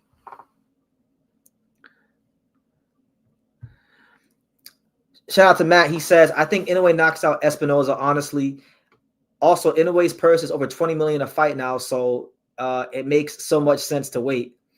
I agree. No, I agree. Like, if the guy you fight is making $20 million, that means you're gonna make like anywhere from $4 to $6 million yourself. And $4 to $6 million as a B-side fighter, that doesn't happen in the featherweight division. So of course, you know, I know us the fans don't like the fact that, you know, the featherweights can't get on one accord to fight each other, but you can certainly understand why their promoters wouldn't want to risk losing the chance at that bag. You understand? Did something happen between you and Yuga? Nah, man. I'll tell you what happened. This is what's happened. So Yuga was out there in the Bay Area. He was training. He's training his ass off. 5,000, thousands of miles away from Japan. New country, you know, away from everybody he loves and knows. For a long time, he was by himself until I got there, and then I was there with him for 44 days, every day, every training session, going to get his medicals done, doing film studies sessions with him, doing road work with him, talking to him about life, all kinds of stuff, you know. And then, then the fight got canceled for things that were beyond his control. There were things that were promised to him that weren't kept. And, you know, he's experiencing the business side of boxing. So it's really soured him. And then like the last time I saw him was the day he dropped me off at the train station to go to the airport. And then, you know, he was in good spirits. I got him a gift. And I gave it to him and he seemed to like it. And then we just haven't talked. Not because of me. I messaged him a couple of times on Instagram. He's seeing my messages and he's watching my stories and stuff. But he's not talking to me for some reason. So I don't know. If any of you guys in Japan come across Yuga, let him know that BT is in his corner and like to hear from him. But I don't know. If there is anything that's happened, it's not on my end. You know, I'm for him. Like I'm Team Yuga Osaki. Like I'm as much Team Yuga Osaki as I am Angelo Lee. Like that's a kid that I really want to see succeed and get everything he can out of the fight game. What cool places do you like to visit in Japan when not doing anything boxing related? That's a great question. I like to go to Takamatsu, which is like a small island. They got a lot of cool mountains and nature. I like to go to Moe's Burger and get me some nice burgers. That's like the Burger King of Japan. I like to go to Shibuya. I like to go to Mito, Japan, and be around just peace and quiet. I like to go to it's a lot of places, man. I can't just pick. I like to go to Osaka for like how lively it is. Like the Downton-boy River. They got a lot of good restaurants there. It's a lot of places, man. It's a lot of places. On this next Japan trip I'm going to, I'm gonna be going to Okinawa, and I'm going to Hiroshima, and I'm going to those places. I never been there, so I'm excited about that. But yeah. That sucks about Yuga though. He seems like a cool kid. I'm glad you'll stay loyal to him though. I hope you can make him see sense. I hope he doesn't fall in the wrong crowd. You know how young people are. Yeah, I mean, look, I don't know what's going on with him, and even if I did, I wouldn't really say it here. But like I really haven't spoken to him since camp ended. And I'm on his side. I could honestly say this about Yuga Osaki as a human being, like not even on no boxing shit, like just on as a human being. I love that kid as a person. Like I love everything about him as far as how he carries himself, and it's just that's probably been like one of the hardest things to deal with this year for me. Is like there's been a lot of things that I've gone through in boxing and in life, but beyond this, you know, just away from the camera. But like just Yuga kind of growing cold on me is like that's been something hard to deal with. So, but you know, I've been through worse in boxing and life, so I'm used to it. But I'm sure he'll stay on the right track because he's a disciplined professional. I think he will. He's number 5 in the IBF. I think the powers that be will give him a title shot next year. Hyro says, I noticed you only like divisions that don't go that don't go undisputed, like 115 and 126. I like cruiserweight, but you don't like cruiserweight. So what are you talking about? I like cruiserweight. Maybe he's just depressed about the whole situation. Him not having a fight probably makes it worse. That's what I think it is. That's why I'm not taking it personal, because I know when I was with him in camp, when we were in camp, I'm gonna tell you guys how it was. When I first got to camp, the first like 7 to 10 days, like Hugo was excited to see me because he didn't have nobody in the Bay Area. Like he was there. He had did a whole camp there like early in the year, like in May to June. Then he went back to Japan. Then he came back again. Then he was there by himself for like 7 to 10 days. And he was training at a gym up the street that wasn't like a serious boxing gym. And he had just started training at well, I don't want to say the gym because I signed a non-disclosure agreement, but he's at a popular gym in the Bay Area. He was training there, right? And I was going to this gym with him, right, to train, to like take him there and stuff. And then things got serious, and then he tapered down a little bit, like emotionally. Then all the bullshit happened, like with the fight not happening and just there being a lot of changes and promises made to him. So he was on edge for like a solid 3 weeks. Like there was not a lot of talking between us, not because of anything I did wrong. He was just dialed into his training and he was going through a lot. And, when it was all over and the fight got canceled, then I got to experience the happy-go-lucky, joyful Yugo Osaki again. But yeah, he's a young kid. He's a young kid. He's still trying to find himself. He's like 22 years old. When I was 22 years old, I was doing some cool things covering boxing and things like that. But, I wasn't on the other side of the world in a place where they don't speak my language, so I could only imagine what he's going through.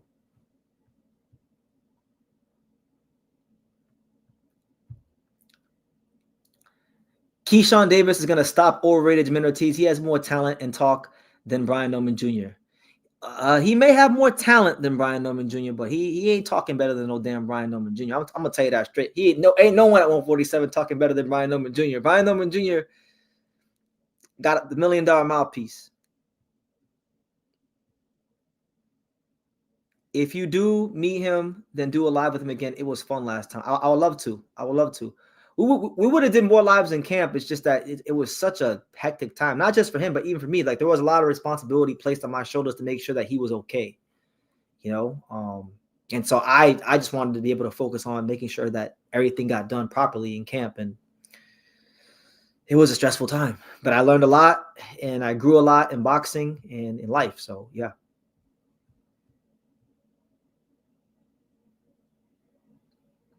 But guys, look, on that note, I think I'm gonna end the live. It's been a pleasure. There's gonna be another live, I guess you could say later on today. We're gonna do our awards. We're going to hand out. I haven't done one of these awards things in a while because normally I'm always like around this time of year, I'm always traveling, I'm always busy somewhere. This is probably the first time in God knows how many years that I'm not like, in another country or in another, just on the go. So I could actually sit back and think and reflect and give you guys a live and kind of recap the year. And yeah, so on that note, guys, look, I'm going to end it. Thank you guys for all the support. Thank you guys for what's been an amazing year. Definitely a building block year for True School Sports. And every day we're just getting a little close to that magic 100,000 subscriber mark. So, yeah, a lot of great things planned for 2026. Definitely keep rocking with me. Keep it locked. And I'll see you guys tomorrow on the next live. So I won't even say the outro. You guys know what it is. It's the Untouchable. You guys be blessed, and I'll see you later on today.